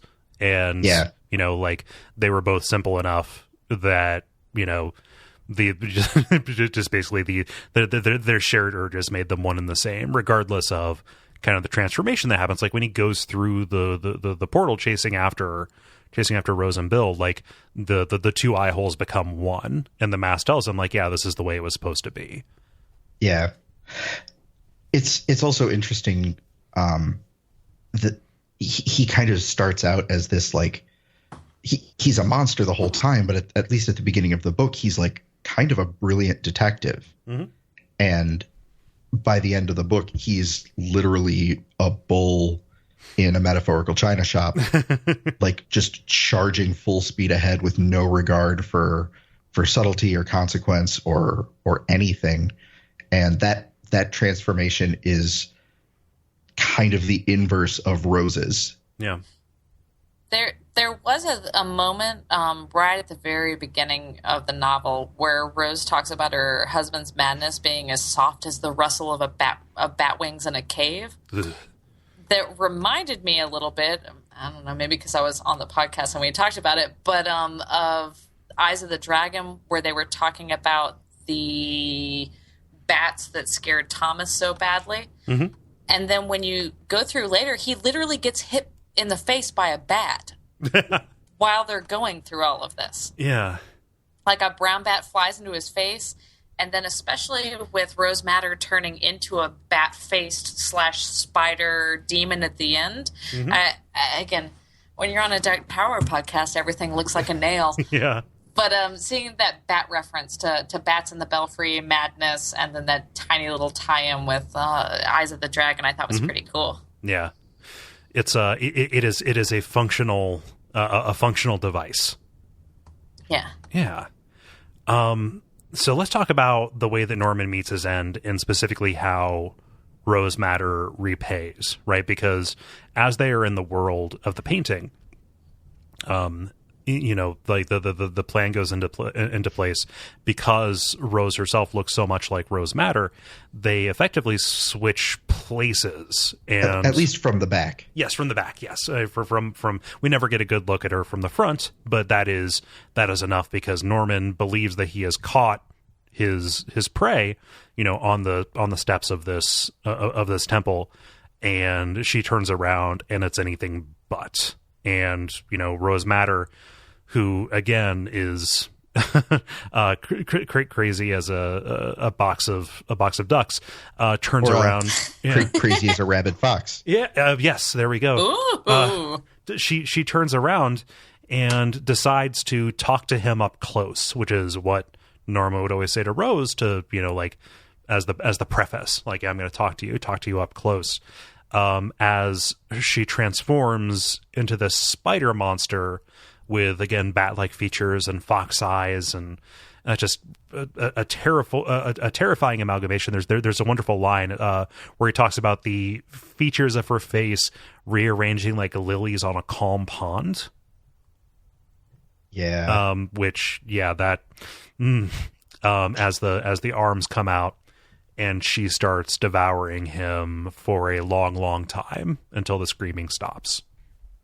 This might be a little bit obvious, but I did want to mention it. There's the big thing in Greek and Roman mythology about when there's anything mystical happening or magical that you can't look. And we see so much with Bill having to look down that he can't watch. Initially, Rose isn't allowed to see. Mm-hmm. I mean, even in like Christian mythology, I mean, Jesus goes in the cave and you don't exactly see what happens. No. After, except that now we celebrate Easter. when there's anything with I hate to say primitive because we're probably talking about 2,000, 4,000, 6,000 years ago. Mm-hmm. But when you are talking about that, anything that's mystical is always hidden from view and you're not allowed to look. Yeah, just ask Lot's wife. Ooh, well played. Yeah. Or those Raiders of the Lost Ark Nazis. Oh, yeah. Nailed it. they had it coming. Or since we're doing this, ask Eurydice. Ah. Yeah. Once we saw Rose Matter's face reveal with all the spideriness, I kind of had an idea about the baby, which is another Dark Tower tie-in that I didn't want to mention earlier because it's kind of getting way ahead of ourselves here. Mm-hmm. But those of you who have read the Dark Tower books ahead of where the show is know that there is a child who has some spider shape-shifting murdery tendencies. Yeah. And it's a boy child, so it's clearly not the one that Rosie rescued from the temple, but there was some weird stuff with that baby's pregnancy where it was not conceived, it was implanted. Mm-hmm. And I kind of have a feeling that maybe this Caroline might be in some way connected or related to the chap. Yeah. But to be fair, I mean, who wasn't born with 8 arms and silk in their mouths? I mean, all of my baby pictures, I've got 8 arms. No shame in my game. No, but you outgrow that is the thing.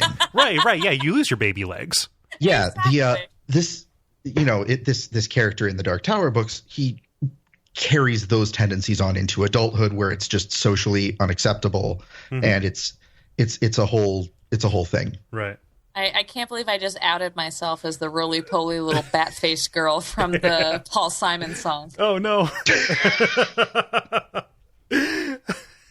But, yeah. So it either could be something as significant as that, or it could be something having to do, again, with the demons from the Prim, or it could be a similar kind of echo of that kind of thing, because, like, her transforming, or Rose Matter specifically transforming into this spider monster, like, that happens in It. You know, like that is, not that huge of a spoiler. Pennywise isn't a clown. Hey, also not a spider. Like this notion of these kind of cosmic shapeshifters is a through line and stuff that is in this mythos, right? Yeah. We always talk about how, or we have recently about how the people that are currently on the podcast want to move on to the next book. But I just finished Wolves of the Calla, and I'm probably, as soon as we finish up recording tonight, going to move to book 6 and book 7 because I only vaguely know what you guys are talking about because I probably only read those books twice a piece. Yeah. But ooh, yeah. I got an agenda for the rest of the evening. Yeah, book 6 is kind of but I think book 7 gets a bad rap. Yeah, I'd agree with that. Yeah. The other theory I had about the baby is not spoilery at all, but I kind of had the notion that maybe the baby is both Rosie and Rose Matter, and that like the notion of twinning, like, kind of as getting ahead toward the end of the book, Rosie winds up having these fits of rage and violent fantasies, and she realizes that she has to learn how to manage those. Yeah. And I kind of get the feeling that if she hadn't learned to manage those, that she might have somehow wound up infected with whatever Rose Matter had and might have wound up going in that path. Yes. And that the baby is a blank slate version of both of them somehow. When they keep talking about Rose and they keep saying, remember the tree, it reminded me a little bit of that whole high speech thing with the Charyu tree. Oh, yeah. the human sacrifice to punish sins and bring good crops, according to the Dark Tower wiki. Yeah. It did remind me of that as well. Remember the tree, remember the tree. You're going to have to make some sort of sacrifice or some sort of appeasement to repent for your sins and to keep everything on an even keel. Yeah. Yeah. I mean, by the end of this book, both of the Roses have their baby, right? You know, the book began with Rosie losing hers. And, you know, the thing that unlocks this is her rescuing the baby for Rose Madder. And the thing that tempers Rosie's own fits is actually having her own baby with Belle, right? And there's a little bit more like twinning stuff. Like, you know, Rosie starts calling the baby in the labyrinth Caroline, I believe, because that was the name that she had given to her child that she lost. Yeah. Yeah. We also see Rose. I guess she roofies her own husband with a few drops of the River Lethe, right? Yeah, she does. So, like, after all this is done, you know, nothing is explained. Like, Rosie sees Rose Madder filling Norman's flesh with seeds, again from this tree of death. Like, and the only explanation she gets is, she's seeding him. Oh, okay. Yeah. Yeah. Sure, of course, as you do. Yep. She pushes the final one into his eye, just like popping it through it, which is okay. Well, yeah. And she says, like, yeah, you know, Bill, he's going to go crazy if he remembers any of this. So she gives him a vial of this water from the stream to kind of give him in small doses whenever he starts to remember. So yes, it is roofie. You know, but for it spares him at the very least. Yeah. It's a forget me now. Yep. There we go. That softens it. Yeah. But okay. It is that narrative where, because we talked about, I guess earlier when we're talking about archetypes and things, but there's the men's fear of the woman's power, but there is that whole woman thing where men can't know the mysteries. Yeah. It's interesting. It makes Bill look like a real soft boy. Hey, we don't use soft boy as an insult around these parts. Well, I'm just saying, like, throughout the whole thing, Bill, like, I love seeing that Rose has moved from someone dominating her and destroying her to her actually caring for someone and her being almost in charge. I think that's an important development for the character. Yes. And I think she uses that power well. Yeah, she found a cuck. No, I'm just... Wait, we only use that word negatively. Yeah. We're trying to rob it of its power. Yeah. And it kind of like that ties in. I forgot to mention earlier at the conflict between Rose and Norman in the apartment before they go into the painting. Even one of you, I think Cole, you mentioned earlier, like he is the opposite of Norman, which makes him useless against Norman. Mm-hmm. And that's I was really, really worried because one of the things that Rose Madder says after the first meeting with her is that beasts will fight, and describes all men are beasts and beasts will fight. And I was so worried that it was going to be this thing where Bill was going to try to fight Norman and die.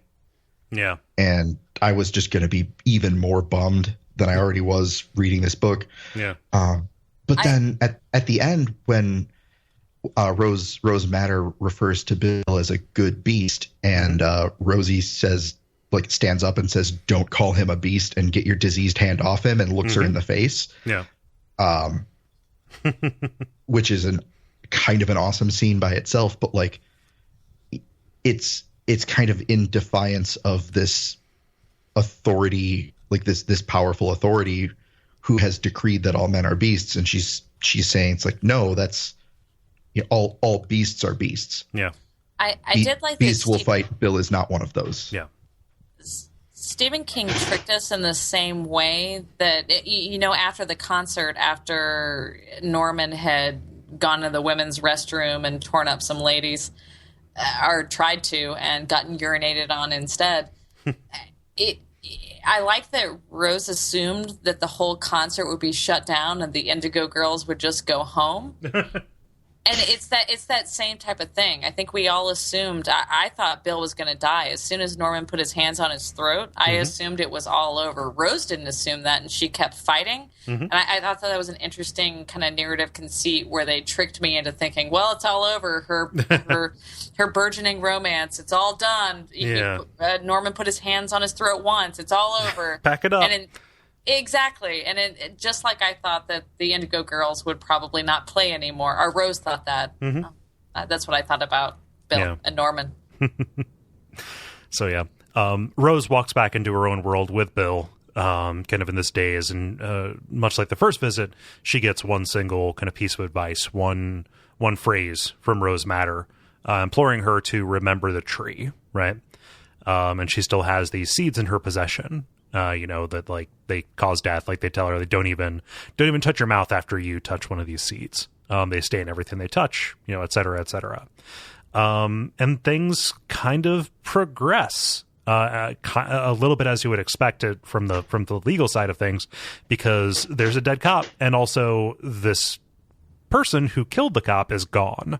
Norman, this awful person, like, and even the cop who is interrogating Rosie says, hey, this doesn't add up, talking about like, oh, he tracks you across the country, comes in, gets you cornered, and then just decides to leave. Like, yep, okay, well, he's nuts. Yeah.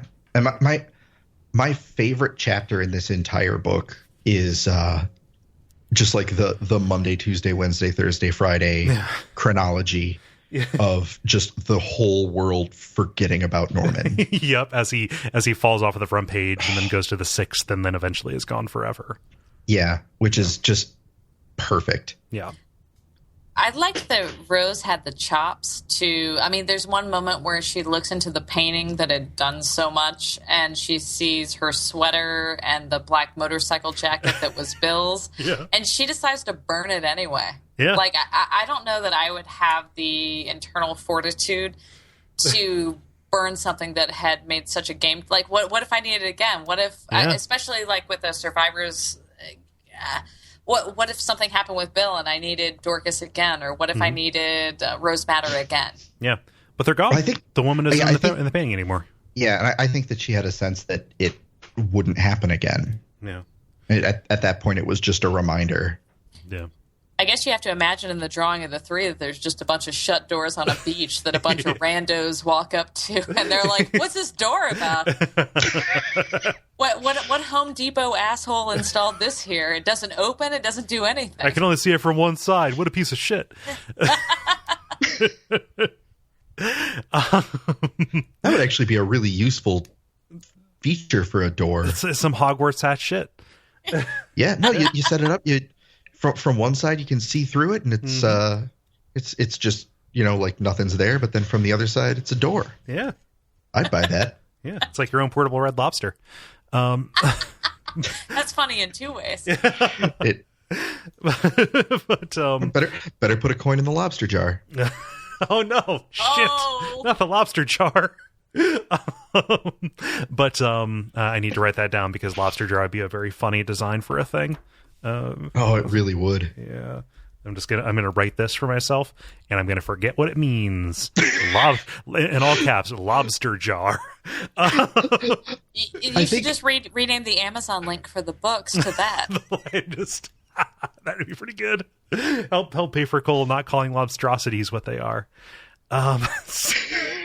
So the wisdom about rabies and female and male foxes kind of comes back, because Rosie's kind of after effects from this are really bad. She starts manifesting this rage. She gets the rabies, whatever madness that Rose Madder exhibited. She fantasizes about hurling boiling water at Bill, or slamming her boss's head into the audio board and puncturing her eyes on the dials. All this kind of stuff. And it's only abated by her and Bill having a daughter, which she names Pam. And I was really worried that it was going to be like, and she was the real monster after all. And yeah, that would have bummed me out a lot. Yeah, like you spent so much time having her earn her independence and everything, and like I'm very happy that it was there because it acknowledges an after effect of this horrible, traumatizing experience that she had. I think that does say a lot, that this is the first time in her life that Rose has been allowed to feel actual experiences and get mad. I mean, like outside of it being the result of having some sort of, I don't know, maybe Dorcas and Rose Matter actually influencing her. Mm-hmm. I mean, she's just a regular person now who's not terrified and stymied and suppressed. I mean, like everybody thinks sometimes, like about throwing boiling water on somebody, right? I mean, yeah. I don't know. I was a spider baby, so I don't know. Is this not something everyone thinks? I mean, you're probably joking, but like I sometimes think about like what would happen if I picked up that phone and just slammed somebody across the face with it. Like you just get those intrusive thoughts about it, but you don't do anything with it. Isn't that the entire basis of the movie Office Space? Yep. I think you're thinking of Wanted. Also Wanted. One day Rose is just going to stop going to the studio to record her audiobooks. I just stopped going. Yeah.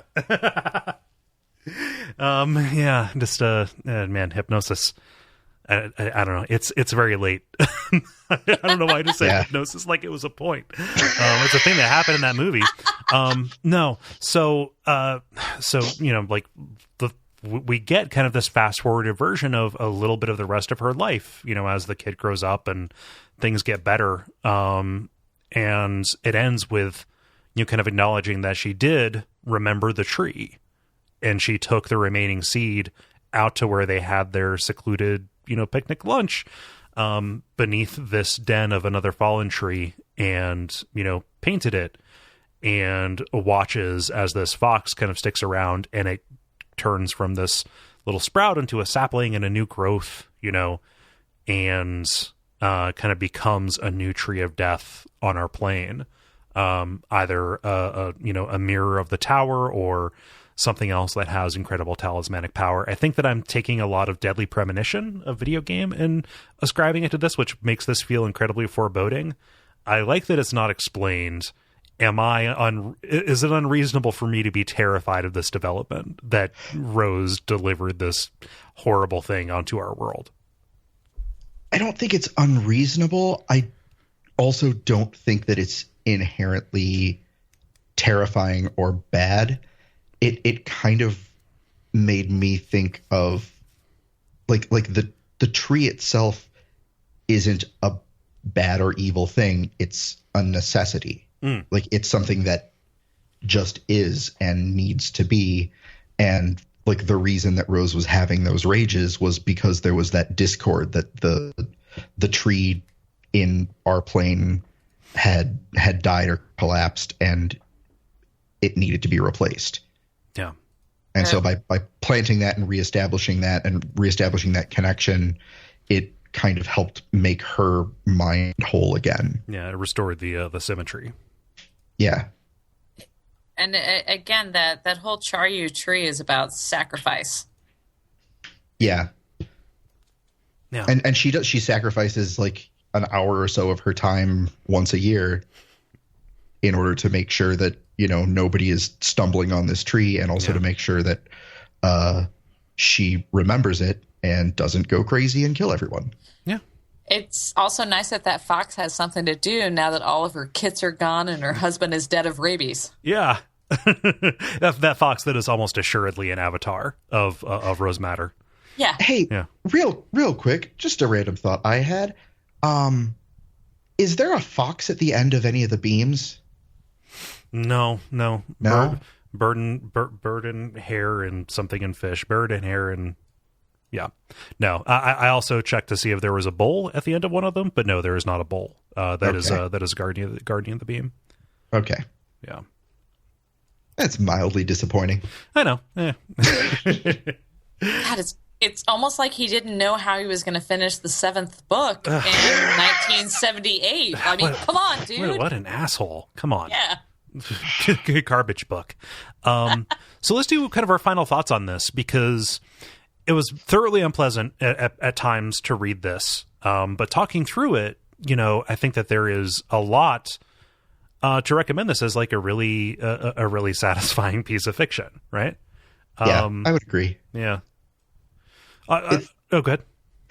If you come into this as a Stephen King fan, you might be kind of disappointed because it doesn't really feel like a Stephen King book to me in a lot of ways. And it's not even really like, it doesn't feel like a horror novel. There's a lot of horrifying content, and Norman Daniels is one of the most absolutely terrifying characters I've ever come across in fiction. Mm-hmm. But it doesn't really feel like horror at any point to me. And I don't know. I started out and felt like it was moving really slow and was just very unpleasant, which it was. But once it kind of starts to pick up steam and Rose starts to become Rosie, and the story really kind of comes together and starts moving forward, I couldn't put it down. Yeah. Autumn, where'd you fall on it? Similarly, I mean, it starts off with something that you think is going to be so off-putting that you're not going to be able to finish the novel. And I found it very, and it's kind of trite to say at this point, empowering, but I just love Rose's journey. I love how scrappy she got. And again, at the end where she's taunting her ex-husband, where she's so confident and she's like, "Come and get me, bro. Come at me." I mean, it is fun. I feel like it deals with a lot of different emotions. We talked briefly about what she felt at the end, where she was dealing with her own big, full feelings of rage, irritation, and everything. I mean, I think that I'm surprised to hear, because I actually have not read on writing, which is probably what I should skip to instead of book 6 and book 7. I'm surprised to hear that he didn't like the novel, because I almost feel like it's something to be proud of. I mean, it's cohesive start to finish. Mm-hmm. The painting stuff, I mean, once you accept that conceit,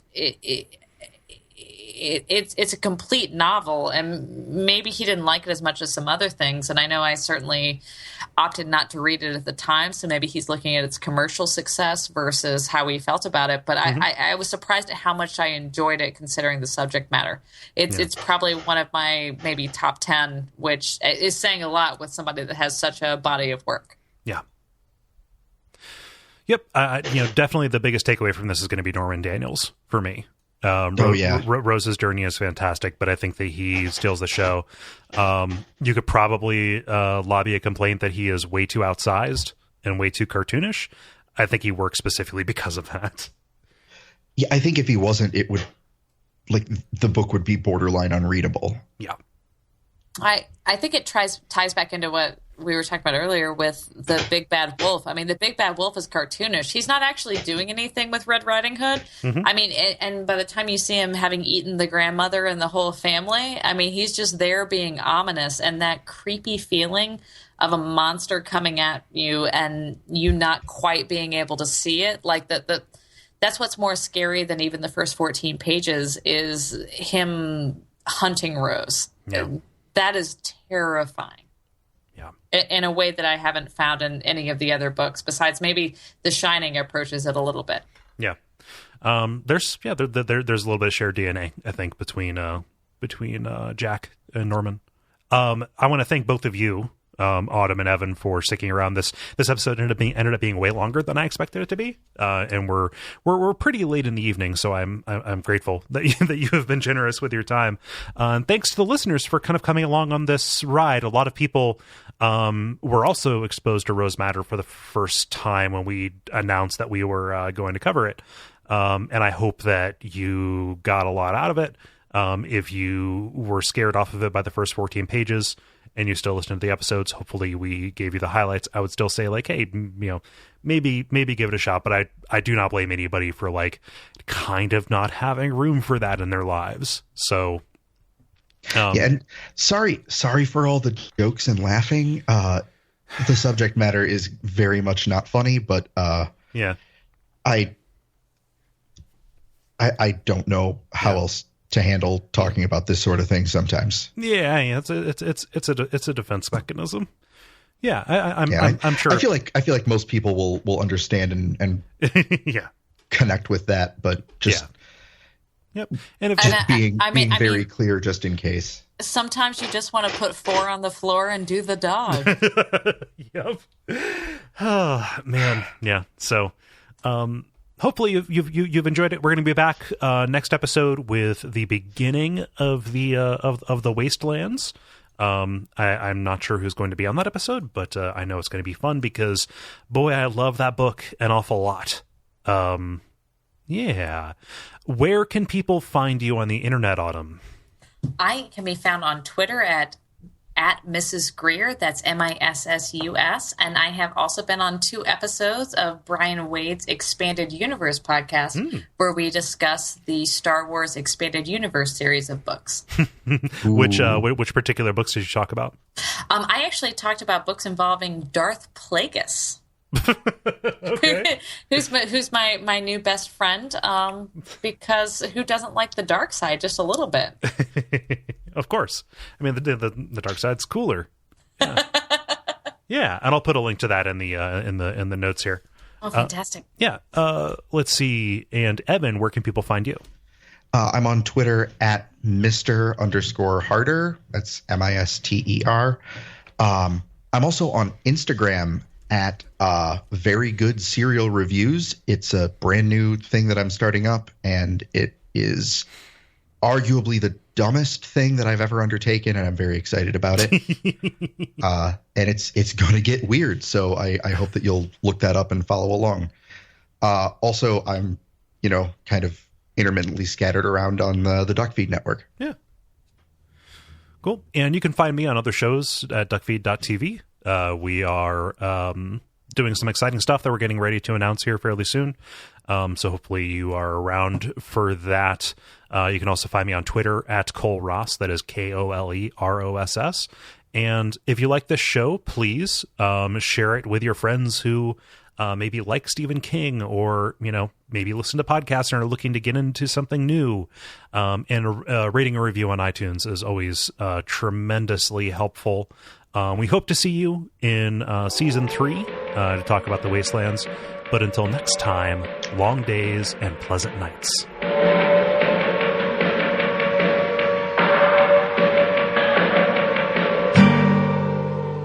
Duckfeed.tv /lobster jar.